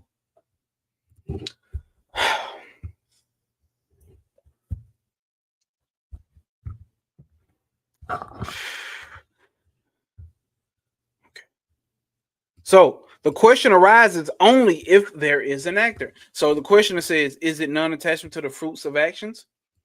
The questioner, the question arises only if there is an actor. It is said in all scriptures that you should not consider yourself to be the actor. So karma yoga, the questioner says, so karma yoga is kartritvi, buddhi, rahita karma, action without the sense of doership? Yes, quite so. Yes, quite so. Quite so. Questioner says, Gita teaches that one should have an active life from beginning to end. The Gita teaches that one should have an active life from beginning to end. Yes, the actorless action, my nigga. Yeah. The actorless action. Go about this bitch observing. If one remains quiet, how is action to go on? Where is the place for karma yoga? Listen, he says, let us first understand what karma is, whose karma it is, and who is the doer. Analyzing them and inquiring into their truth, one is obliged to remain as the self in peace. Analyzing them and acquiring into their truth, one is obliged to remain as the self in peace. Nevertheless, even in that state, actions will go on. Understand it. Question: how will actions go on if I do not act? You see where they're making this mistake? The thing here is the identity. The identity is the question here. Where are you placing your identity? We keep telling you that action is going to happen. The body is going to do what it's going to do. The mind is going to do what it's going to do. So the motherfucker says, how will the action go on if I do not act? Here's what Bhagavan or Maharashi says to him. Who asks this question? Is it the self or another? Is the self concerned with actions? No, the self. No, not the self. It is another, different from the self. So it is plain that the self is not concerned with actions. And so the question does not even arise. There is no question arising from the self. So what is he telling him? You are the self. Whoever is asking that question is not the self. Who's asking that question is the doer. Let that motherfucker continue to do what he's gonna do. You're not that one. You're the self who's not even asking this question, who has no questions to ask at all. Question: I want to do karma yoga. How can I help others? Here we go. Answer: who is there for you to help? I thought he was gonna say this in the other statement when the boy asked, can I help others with karma yoga? He said, who is there for you to help? Who is the I that is going to help others? First, clear that point up, and then everything will settle itself. Figure out who you are first, and then tell me, is there anybody else for you to be helping? Who are these other people? Who is this I that wants to help? Who is it? Question. That means realize the self. That means realize the self. Does my realization help others? Check this out. Yes, and it is the best help that you can possibly render to others. But really, there are no others to be helped. Let's highlight that expeditiously. 4. The realized being sees only the self, just as the goldsmith sees only the gold while valuing it in various jewels made of gold, right? When you identify yourself with the body, name and form are there. But when you transcend the body consciousness, when you transcend body consciousness, the others also disappear. The realized one does not see the world as different from himself. Screenshot that. Questioner. Would it not be better if saints mix with other people in order to help them? Answer. There are no others to mix with. The self is the only reality, my nigga. The sage helps the world merely by being the real self. The best way for one to serve the world is to win the egoless state. The best way for you to help people, so-called people that you see, is to win the egoless state. If you are anxious to help the world but think you cannot do so by attaining the egoless state, then surrender to God. All the world's problems. Give all the problems of the world to God along with your own. That's where you should go. If you're too anxious to help the world, but you think you cannot do it and attain in the egoless state, just surrender to God. Question. Should I try not to help the suffering world? The answer. The power that created you has created this world as well. This world as well. If it can take care of you, it can similarly take care of the world also. If God has created the world, it is his business to look after it, not yours. Questioner says, is the desire for swaraj, political independence, right? Such a desire, no doubt, begins with self-interest. Such desire of political independence, being free from a white man, being free from tyranny, being free from the capitalism and fascism, no doubt begins with self-interest. But yet, practical work for the global gradually widens the outlook so that the individual becomes merged in the country. Such merging of individuality is desirable, and related karma is the related karma is unselfish.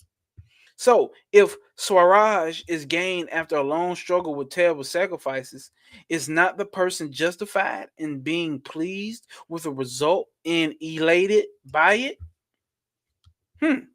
He must have the course of his work surrendered. He must have, in the course of his work, surrendered himself to the higher power, whose might must be kept in mind and never lost sight of. How then can he be elated? He should not even care for the result of his actions. Then alone the karma becomes unselfish. Golly. Golly. But y'all ain't know God had a last name. God's last name is Lee. You grew up in the South at least, you understand. Golly. God's last name is Lee. Let's see these questions.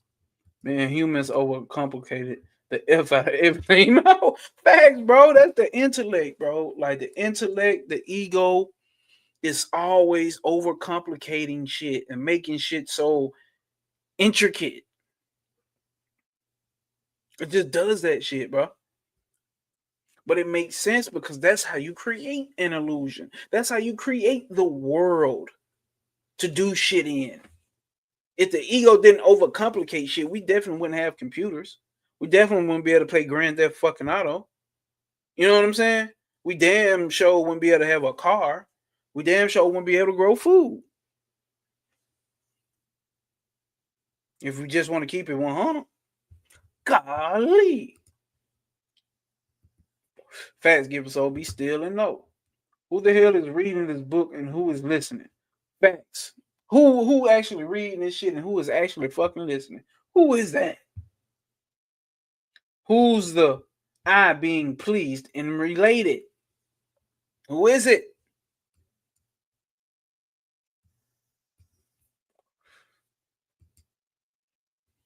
Y'all give me 1 second, y'all. I'm finna go grab my charger. Hold up. Let me let this play for a minute.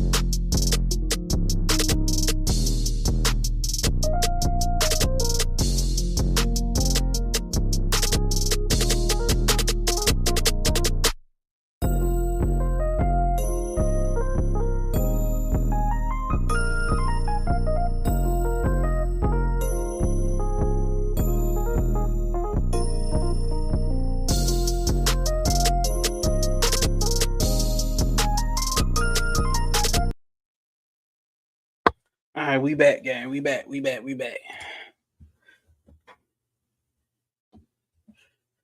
Till I dance every time I hear this. Yeah, that's my boy Truth. Long live my nigga Truth, man. Hell of a beat maker, hell of a producer.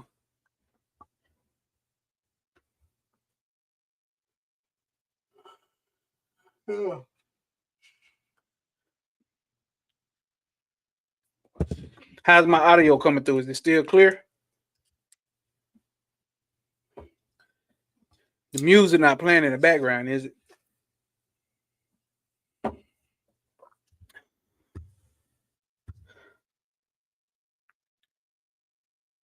man.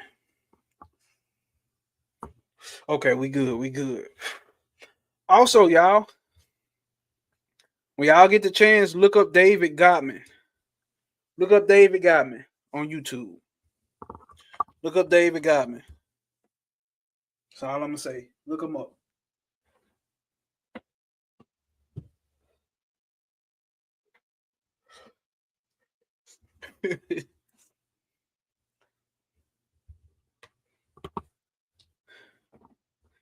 All right, let's get to it. Part 5, which is going to be chapter 14.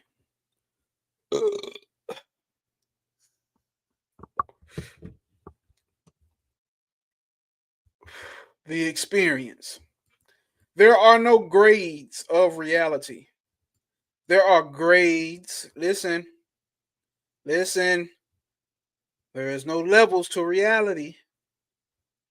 There are no grades.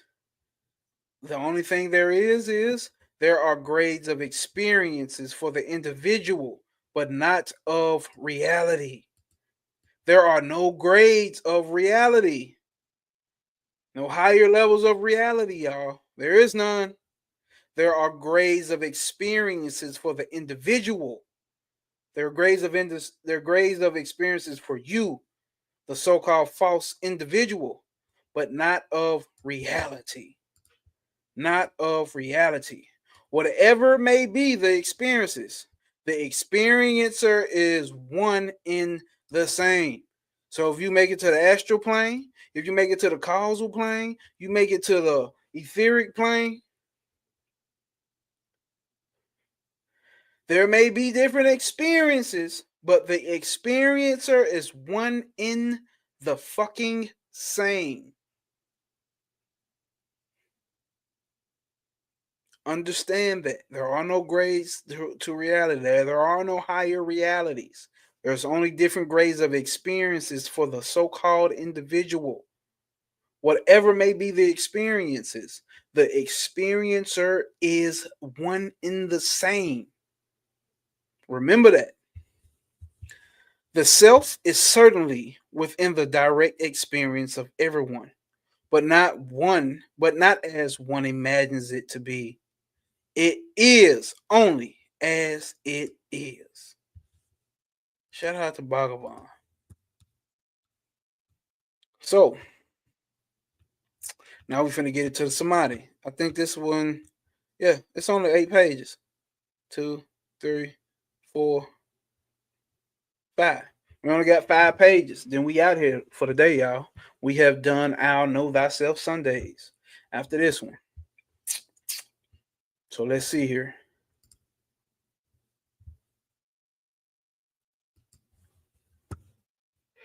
The word samadhi is widely used in Eastern spiritual literature to denote an advanced stage of meditation in which there is a conscious experience of the self or an intense, undisturbed absorption in the subject of meditation. So it's not that meditation is another reality or a higher grade of, oh, I'm a higher grade because I went to some. There's a higher grade of your experience for you, this for you, the human being who thinks he's the doer. That's it. So what does that really mean? Now we're talking about their higher grades of the mind. They're higher and lower grades of the mind. You know, in super consciousness, subconscious, super subconscious, whatever the fuck we want to come up with as fucking humans. There's different stages of the mind, not of consciousness, not of the real reality, the self. There are no different stages of consciousness. There are different stages of the mind. So when we're talking about the astral plane, ethereal plane, they're all talking about the mind. So when we're talking about the 4 worlds of dealing with the tree, the goddamn Atziluth and Yetzirah and goddamn it, I forgot the other ones. Where's Rose of Flame? I forgot the other ones. So we're talking about the different stages or grades of mind. All right. Oh yeah, Asaya and Abria, right? So when you're dealing with those, you understand you're talking about the mind, different degrees of the mind. All right. Many graduations. That ain't graduation. That's gradations in subdivisions of samadhi have been described, with different schools and religions, each tending to produce their own distinctive categories and terminology. So, what does that mean? That's why different schools of thought or different religions have different descriptions of hells and heavens. The 7 hells and 7 heavens and 7 worlds and 11 heaven, whatever the fuck, right? Because they're different degrees of mind that they build up. We even learned this from Panning for those that understand. Those ancestors built up a spiritual system around their mind, with their mind of their cultural practices, and each one of these systems has a different ancestral plane for their ancestors to go through or to go to after years and years and years of building it up based off the mythology and the teachings and traditions and the rites of passages. You build up by repetitively doing actions, ritualistic actions and ceremonies. You build up an astral plane for your ancestor to go through or to go to. No different than the dream world. There's no difference between this world and the dream world. Very slight, small differences. The classification generally used by Sri Ramana divides the various samadhis into the following threefold divisions. Okay. Yeah, I know we finna fuck up the words, so let me highlight them. Go ahead and highlight them before we even start fucking up the pronunciation, but we'll do our best.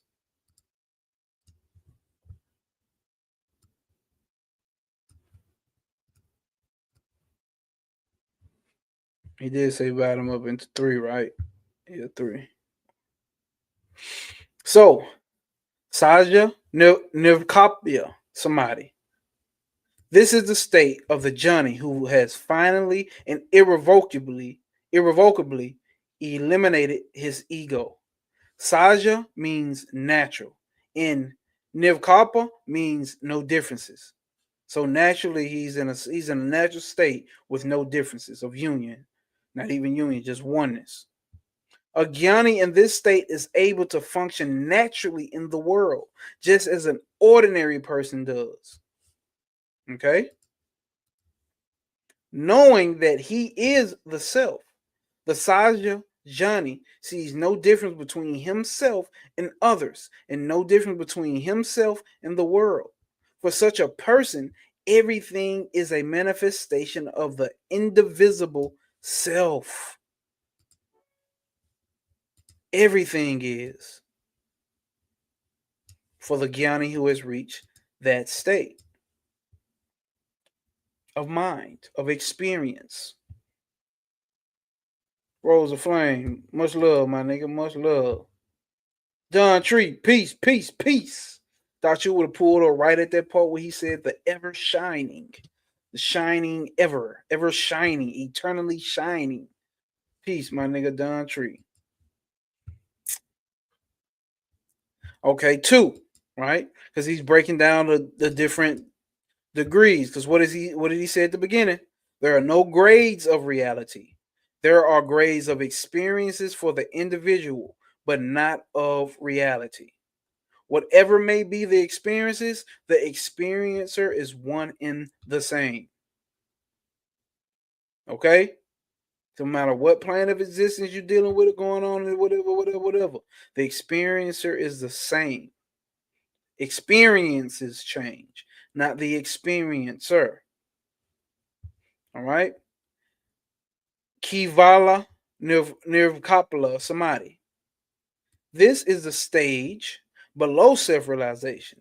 In this state, there is a temporary but effortless self-awareness. But the ego has not been fully eliminated. It is characterized by an essence of body consciousness. Although one has a temporary awareness of the self in this state, one is not able to perceive sensory information or function in the world. When the body consciousness returns, the ego reappears. Savikapa Samadhi. In this state, self-awareness is maintained by constant effort. The continuity of the samadhi is wholly dependent on the effort put in to maintain it. When the when self attention wavers, self awareness is obscured. The following brief definitions formulated by Sri Ramana should be sufficient to guide the uninitiated through the technological jungle of samadhi. All right. 1. Holding on to reality is samadhi. So it doesn't mean holding on to the trees and the bees and the birds. It means holding on to the self. You hearing that? Holding on to it, always understanding and knowing no matter what the body and the mind is doing, you know that I am the self. I am untainted. I am pure. Not pure as in what Trav broke down last night. Exactly how Trav broke it down last night. It doesn't mean like not dirty and not sinful and no, just pure, raw self itself, not completely filled with contents and objects of its focus as the focus, right? 2, holding on to reality with effort is savikalpa samadhi. So now you're holding on to reality with effort. That is that level of samadhi.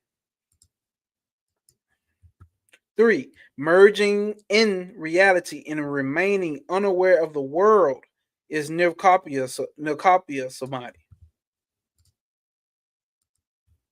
4. Merging in ignorance and remaining remaining unaware of the world is sleep. Sleep. Deep sleep. That's what he's really talking about, deep sleep. 5. Remaining in the primal, pure, natural state without effort is sahaja nirvikapya samadhi. Samadhi. Samadhi. Say it like you're from Atlanta. That time about some samadhi. Samadhi. What's happening? What's happening? What's happening? Question. The questioner says, what is samadhi? The state in which the unbroken experience of existence consciousness is attained by the still mind. Alone is samadhi. That still mind which is adorned with the attainment of the limitless supreme self alone is the reality of God. Like that. Take that. When the mind is in communion with the self in darkness, it is called nidra, or sleep. That is the immersion of the mind in ignorance. Immersion in a conscious or wakeful state is called samadhi. Samadhi is continuous inherence in the self in a waking state. So continuously knowing that you are that in the waking state is what we're talking about. Nidra or sleep is also inherent in the self, but in an unconscious state. Nidra or sleep is also inherent in the self, but in an unconscious state. Sahaja samadhi in the communion is continuous. So in Sahaja Samadhi, the communion is continuous, but in the nidra or the sleep state, in the self, but an unconscious state.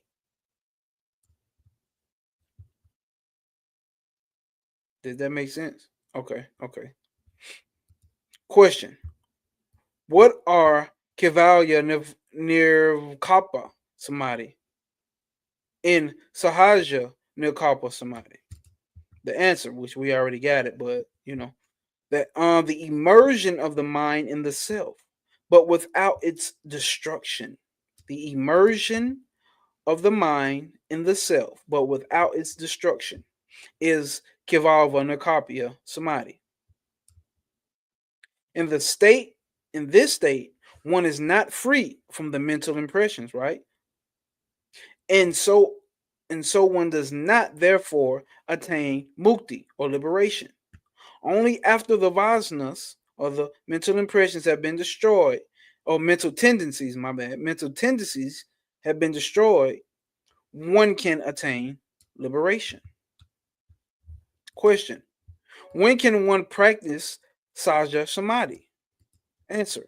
Even from the beginning. Even though one practices Kavalva Nikapa Samadhi for years together, if one has not rooted out the mental latencies or the mental tendencies, one will not attain liberation. Question. May I have a clear idea of the difference between Sarkapya and Nirkapya? Holding on to the supreme state is Samadhi. When it is with effort due to mental disturbances, it is Silkapya. Yeah, no, I never tried, but I do have a book. I do have a book on it. I do got the blue Bihar School yoga book on it. When it is with effort due to mental disturbances, it is Silkapya. When these disturbances are absent, it is Nirvikapya. So when it is effort due to mental disturbances, when you have to put forth effort because you have too many mental shit popping up and disturbances in the mind, then it is called Sakapia. So you can reach Samadhi with those mental disturbances, but you have to put forth the effort. So then, when these disturbances are absent, it is Nirkapya. We don't have to put forth the effort to stop the mental disturbances. Remaining permanently in the primal state without effort is Sahaja. So the second one, what when these mental disturbances stop, is what? Is Nirkapya. So it's temporary. But when you get down to the Sahaja, remaining permanently in that state without effort and no mental disturbances, that's Sahaja. Question: is Nirkapya Samadhi absolutely necessary for the attainment of Sahaj? Abiding permanently in any of these samadhis, either Sakapya or Nirkapya, is Sahaja, the natural state.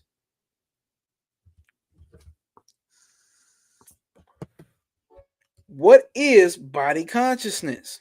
It is the insentient body plus consciousness. Both of these must lie in another consciousness, which is absolute and unaffected, and which remains as it always is, with or without the body consciousness. What does it then matter whether the body consciousness is lost or retained, provided one is holding on to the pure consciousness? Total absence of body consciousness has the advantage of making the samadhi more intense. Total absence of the body consciousness has the advantage of making samadhi more intense, although it makes no difference to the knowledge of the Supreme. Highlight that. Makes no difference.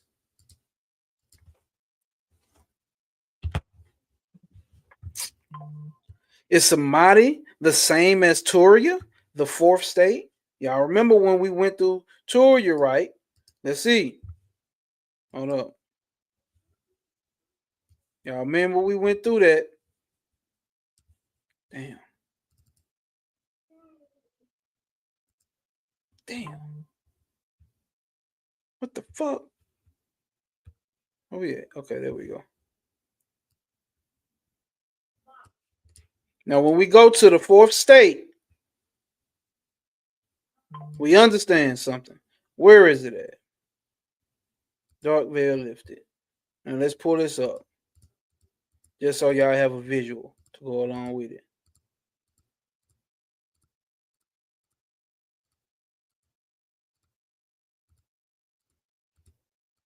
Damn.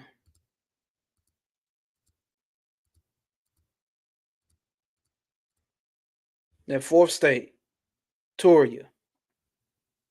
That's the fourth state that overlooks all the deep sleep state, the dreaming state, and the waking state. The waking state, the dreaming state, and the deep sleep state. Turiya is that fourth so-called state. They say it's not even really a state. It just is. It's that consciousness, right? So just to pull that up out there and get that visual again. Get back to it. So is samadhi the same as Turiya, the fourth state? Samadhi, Turiya, and Nikapya are all have the same implication. That is awareness of the self. Turiya literally means the fourth state, the supreme consciousness, as distinct from the other three states we just went through, right? Waking, dreaming, and deep sleep, or dreamless sleep. The fourth state is the eternal, and the other three states come and go in it, right? So the waking, dreaming, and deep sleep come and go inside of Turiya. In Turiya, there is the awareness that the mind has merged into its source. In Turiya, there is awareness that the mind has merged into its source, the heart, and its quiescence, and it is quiescent there.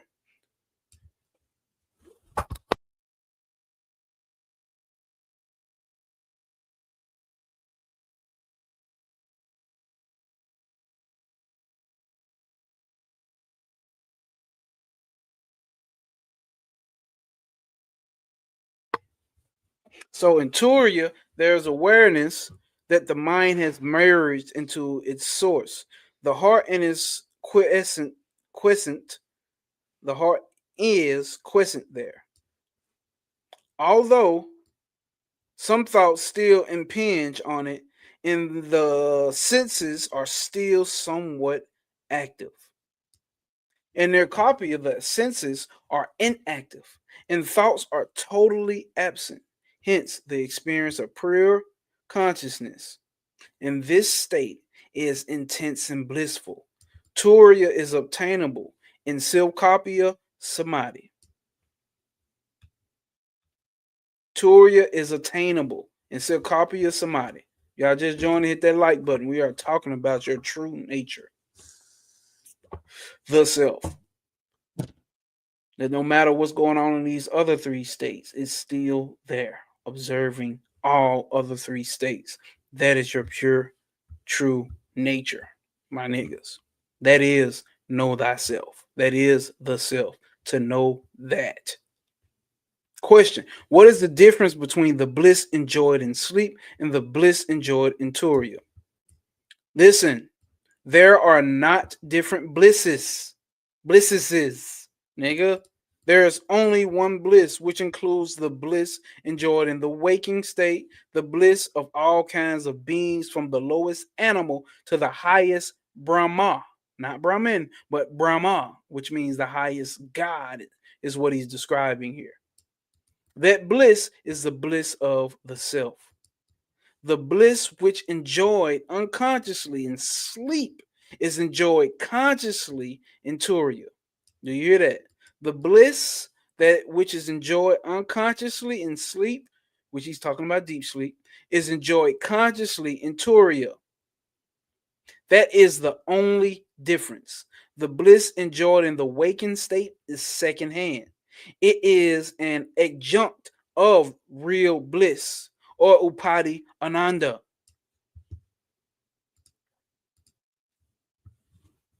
Facts. P. Bliss of the self. Consciously. Okay.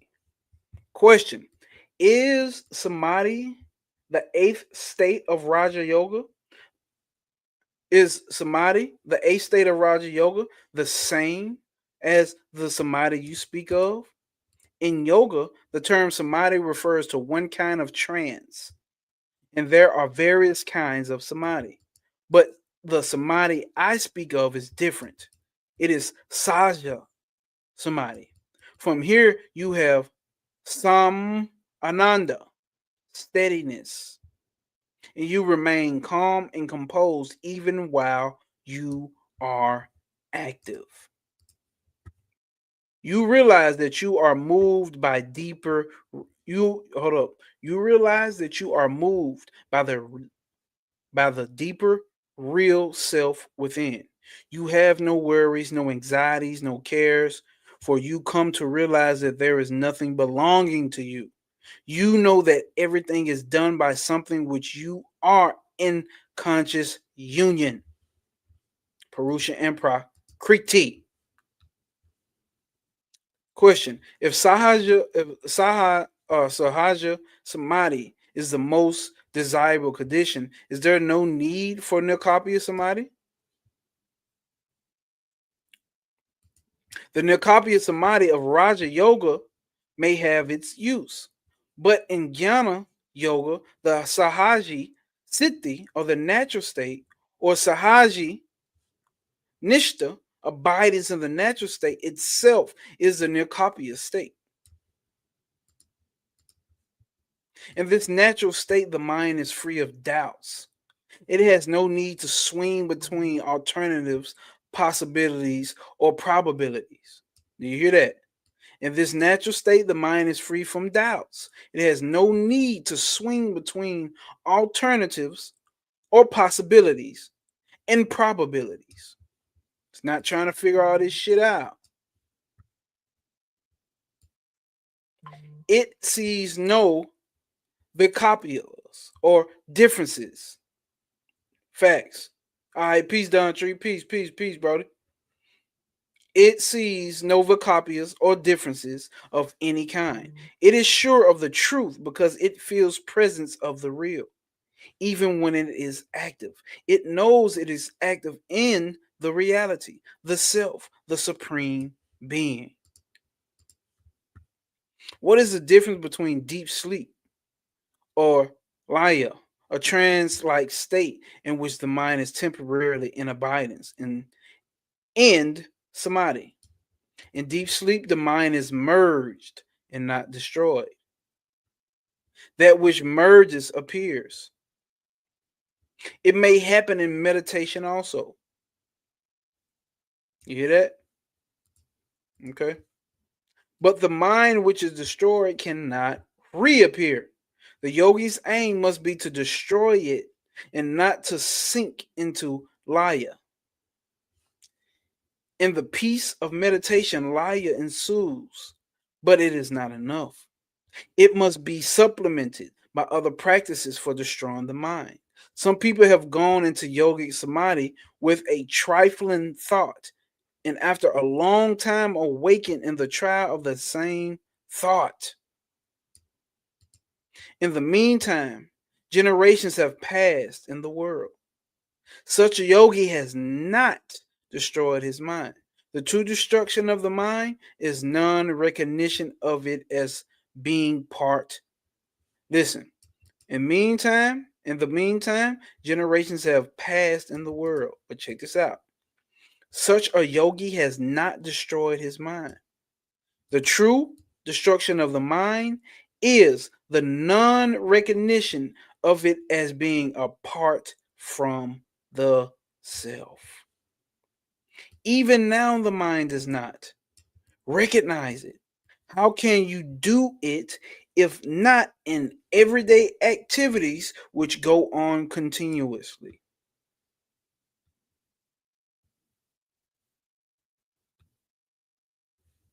Even now, the mind is not.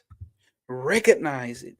How can you do it if not in everyday activities which go on continuously or automatically? Know that the mind promoting them is not real, but it is only a phantom proceeding from the self. That is how the mind is destroyed. Please take that with you. Take that with you. We got 2 pages left. Take that with you.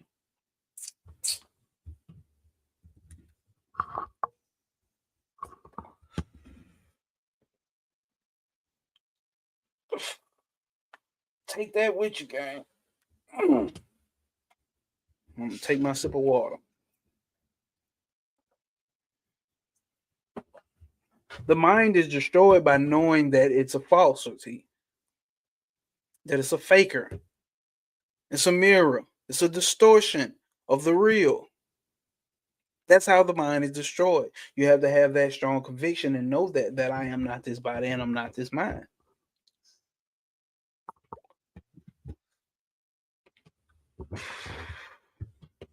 Question: can the meditator be affected by physical disturbances during Nilkapa Samadhi?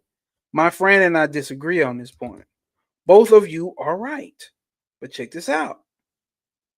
Both of you are right. One of you is referring to Kevala, and the other is to Sahaja Samadhi. In both the cases, the mind is immersed in the bliss of the self. In the former, physical movements may cause disturbance to the meditator because the mind has not completely died out. It is still alive and can, as after deep sleep. Hold up.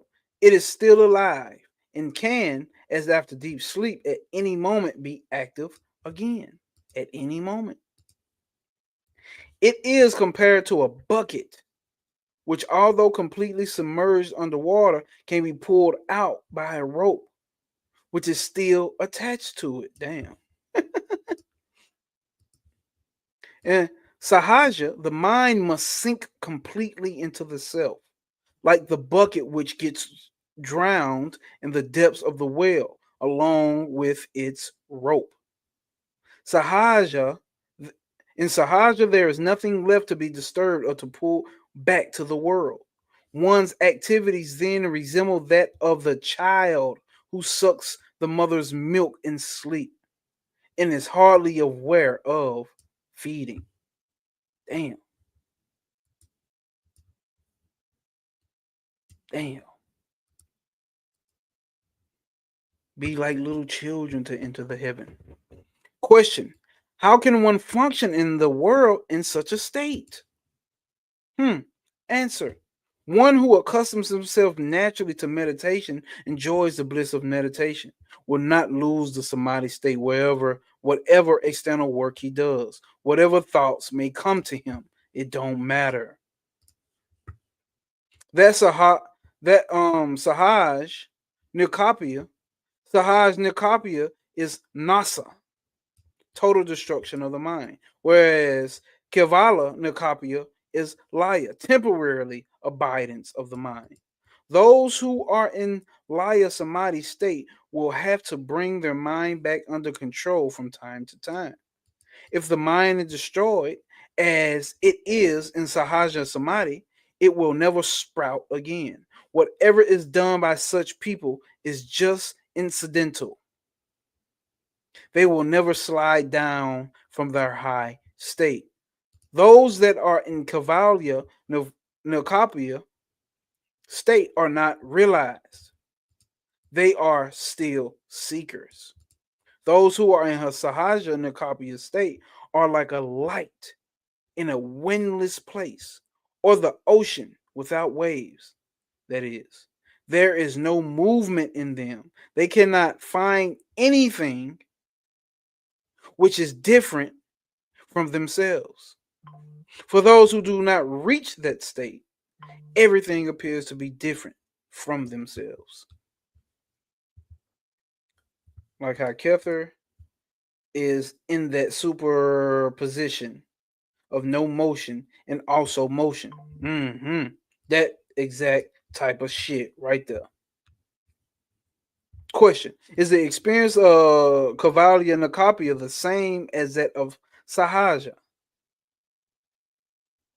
Although one comes down from it to the relative world, there is neither coming down nor going up. He who goes up is down. He who goes up and down is not real. So there is no going up and down. He who goes up and down is not real. Whatever that is that's going up and down, it's not you. It's not the self. In Carvalya, Nocapia, there is a mental bucket still in existence under the water, and it can be pulled out at any moment. Sahaja is like the river that has linked up with the ocean from which there is no return.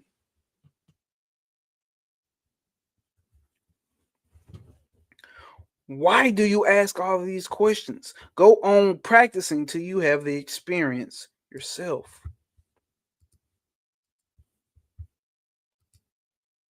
What is the use of samadhi?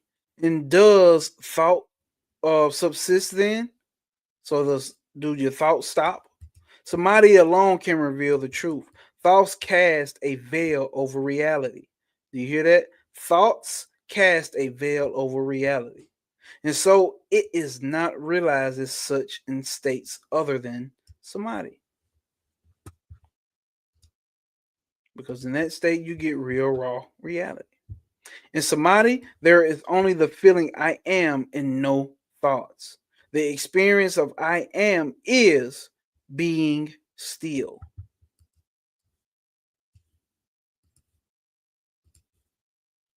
Question: how can I repeat the experience of samadhi or the stillness that I obtain here in your presence? Your present experience is due to the influence of the atmosphere in which you find yourself. Can you have it outside this atmosphere? The experience of spasmodic, the experience is spasmodic. What the fuck does that word mean? Spasmodic, occurring or done in brief. So the experience is brief. Until it becomes permanent, practice is necessary. Question: Is samadhi an experience of calmness or peace? Peace, dragon nigga. Ascension Ave 777. Peace, peace, peace, my dragon nigga.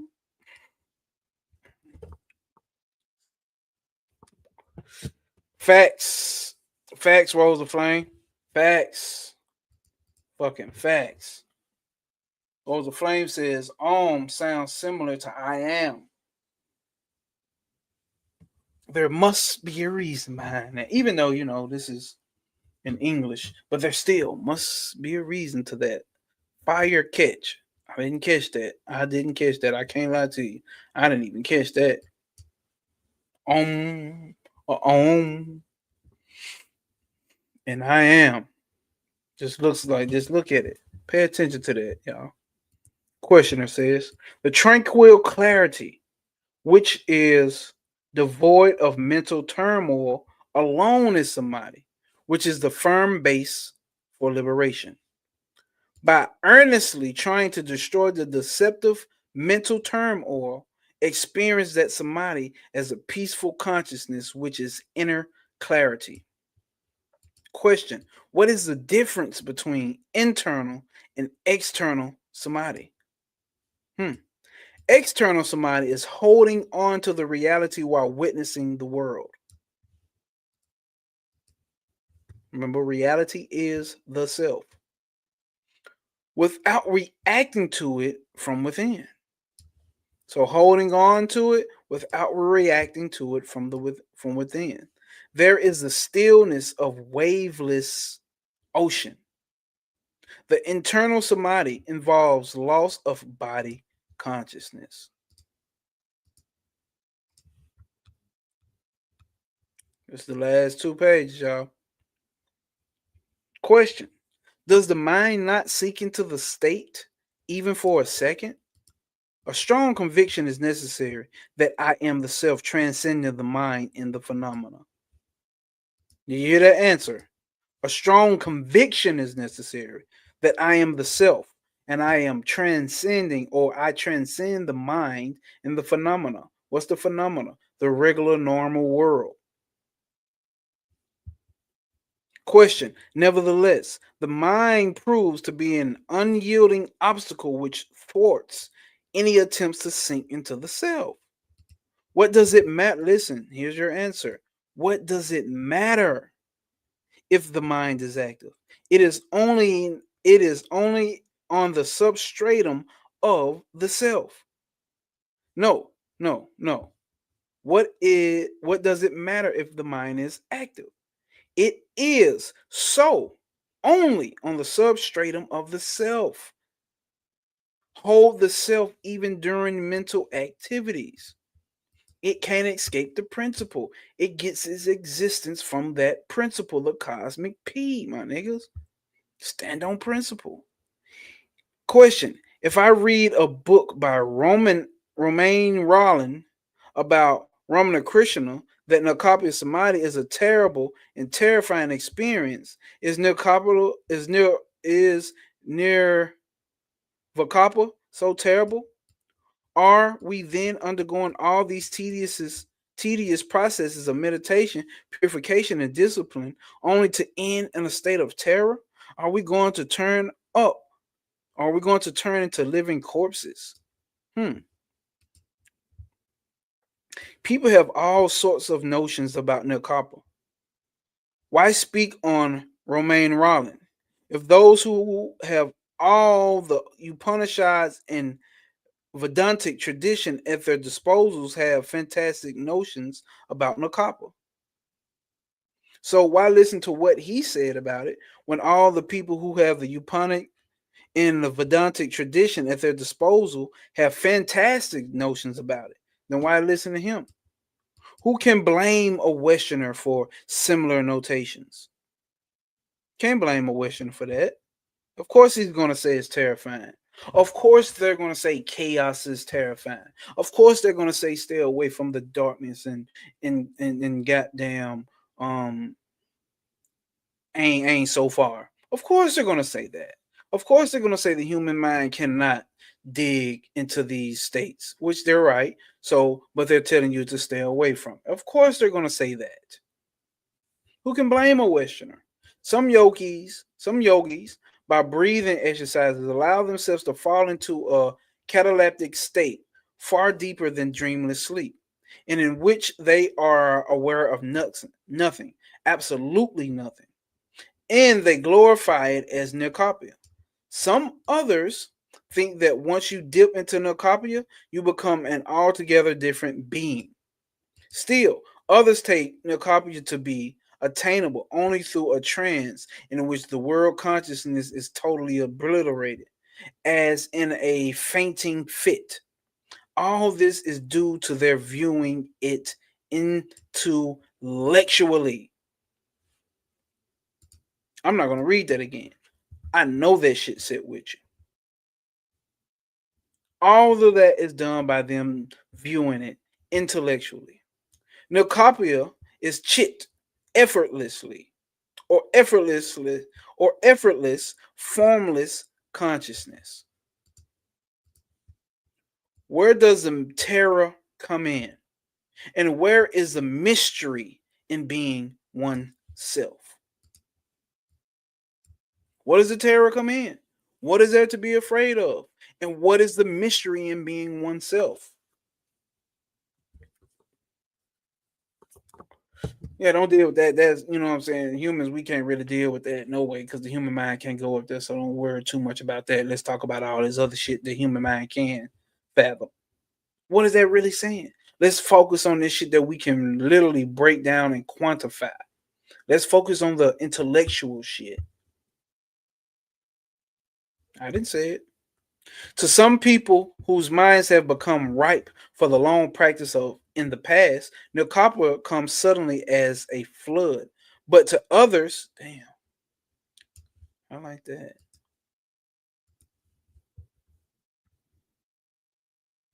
But to others, it comes in the course of their spiritual practice, a practice which solely wears down the obstructing thoughts and reveals the screen of pure awareness. I, I.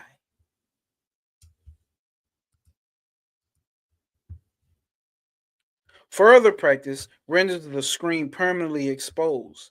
This is self realization, mukti, or saja samadhi, the natural, effortless state, mere non perception of the differences.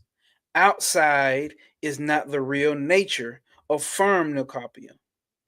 Note that the non rising of differences, Vikapas, in the dead mind alone is the true Nikopia. So when you see, what did Jesus tell them in the Gospel of Thomas? When you make the outside like the inside, the up like the down, the inward like the outward, the two like the one, the right like the left. When you see no differences, that's when you will enter into heaven. Remember that. Jesus was definitely a non-dual teacher. Question. When the mind, whether you believe in him or not, it don't make no difference. We talking about what that. I'm not getting to that. Why did I even explain that? Question. When the mind begins to subside into the self, there is often a cessation of fear. The fear and the quaking of one's body while one is entering samadhi is due to the slight ego consciousness still remaining. But when this dies completely, when leaving even a trace, without even leaving a trace, one abides as the vast space, mere consciousness where bliss alone prevails and the quaking stops. Hmm. Hmm. Hmm. Hmm. Hmm. Hmm.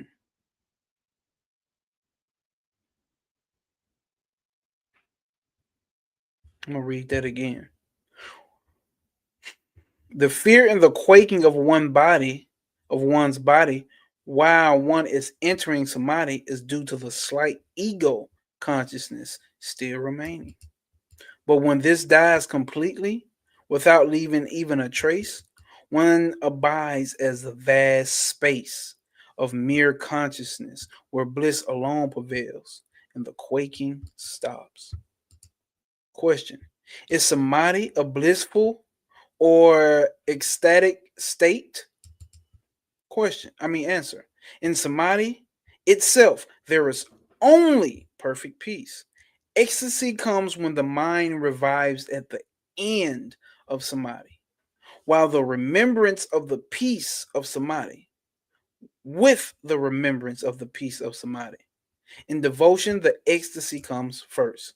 So, you get that? Let's say this again. In samadhi itself, there is only perfect peace. So in samadhi, there's nothing but that peace. So when we have an ecstasy or ecstatic type of states from whatever spiritual experiences we're having, ecstasy comes when the mind revives at the end of samadhi. So he's explaining that in regards to samadhi. So that the ecstasy is when the mind merges back, when the mind comes back during after samadhi or during after samadhi, right? And it revives at the end of samadhi. And that ecstasy is only clicked on due to the remembrance of that peace that's attained in samadhi. But if you're taking a devotional path, in devotion, ecstasy comes first. Then you go to that peace state. Hopefully that was clear. It is manifested by tears of joy, hair standing on the head, and vocal stumbling. When the ego finally dies, Sahaj is one. These symptoms and these ecstasies cease. I'm having some shit hit me here.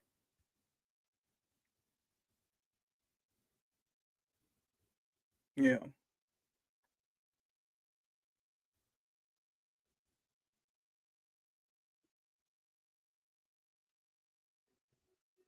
Yeah. I don't think I need to bring it up right now. Maybe one day. Question: in realizing samadhi, yeah, well, in realizing samadhi, does one not attain cities or supernatural spiritual powers, which a lot of motherfuckers want? Do you not get these powers also? In order to display cities, there must be others to recognize them. That means there is no jnani in the one who displays them. So if you're going off showing off your spiritual powers, ain't no jnani, ain't no knowledge in you. That's what he's saying. Don't get mad at me. Therefore, cities are not worth a thought, nigga. Jnani alone is to be aimed at and gained. Knowledge alone is to be aimed at and gained. The self alone it should be named at, should be aimed at, nigga. It is stated in the Mandukya Upanishad, which is my favorite one.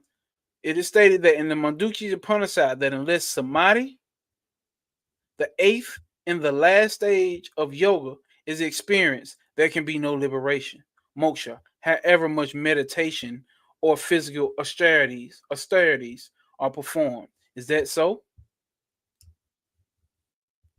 So you ain't, unless you reach samadhi and also you can't experience liberation. I don't give a fuck how much meditation and physical austerities are performed.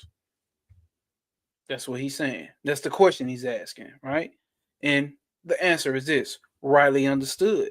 They are the same. They are the same. It makes no difference whether you call it meditation or austerities or absorption or anything else. That which is steady, continuous, like the flow of oil, is austerity, meditation, and absorption. To be one's own self is samadhi. Gratitude to you, my brother. Gratitude. Question. Here we go. We get into the last two statements. Question. It is said that it is said in the Mandukya Upanishad that samadhi must necessarily be experienced before obtaining a liberation or obtaining liberation. Answer. And who says that? It is, and who says that it is not so? It is stated only in the Mandukya Upanishad, but in all ancient books. But it is true samadhi only if you know yourself. So he's getting them out of talking like, oh, I gotta have that experience, I gotta have that experience, I gotta have that experience, I need to have this experience. Well, the real samadhi, my nigga, is actually this: remaining and knowing that you are the self. What is the use of sitting still for some time like a lifeless object? And that's typically what people think it is, to know the self and know that you are not the doer. So what do I do? Do I just sit around like a fucking apple on a tree and just sit like a in a vegetable state? Is that what I'm supposed to do? What is the use of sitting still for some time like a lifeless object? Suppose you you get a ball on your hand and have it operated on under anesthetic and anesthesia. You don't feel any pain at the time. But does that mean you are in samadhi? It is the same with this too. One has to know what samadhi is. It is the same with this too. One has to know what samadhi is. And how can you know it without knowing yourself? God damn. How can you know it without knowing yourself? If the self is known, samadhi will be known automatically. Bet you didn't expect that.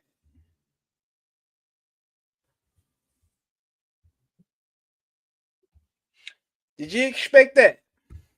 Samadhi is one's natural state. It is the undercurrent in all the three states of waking. Samadhi is one's natural state. It is already there. There's no attaining it. It is the undercurrent in all three states of waking, dreaming, and sleeping. The self is not in these states, but these states are in the self. If we get somebody in our waking state, that will persist in deep sleep also. The distinction between consciousness and unconsciousness belongs to the realm of the mind. Do you hear that? The distinction between consciousness and unconsciousness belongs to the realm of the mind, which is transcended by the state of the real self. By the state of the real self. So one should always be trying to reach samadhi. Listen here, my friend. Here's your answer. Sages say that the state of equilibrium, which is devoid of the ego, alone is mona samadhi, the samadhi of silence, the principle or the pinnacle of knowledge. Silence is the pinnacle of knowledge. Because to have knowledge, to talk about knowledge, there has to be words. What is prior to that is silence. Silence impedes or is prior to all of this shit. And it's always the backdrop of everything. There's always an eternal silence going on. Realize that. Until one attains mona samadhi or silence, samadhi of silence, the state in which one is egoless is the egoless reality. Seek only the annihilation of I as your aim. And that, my friends, will conclude chapter 13, chapter 14. And then we will get into chapter 15 next Sunday.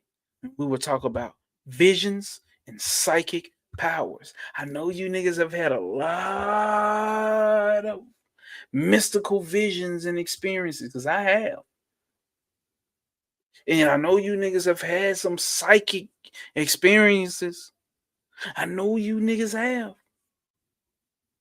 We gonna see what the Bhagavan aka Sri Ramana Maharshi, has to say about it. And just like that, we gone. Peace, love, and hair grease, and stand on motherfucking peace.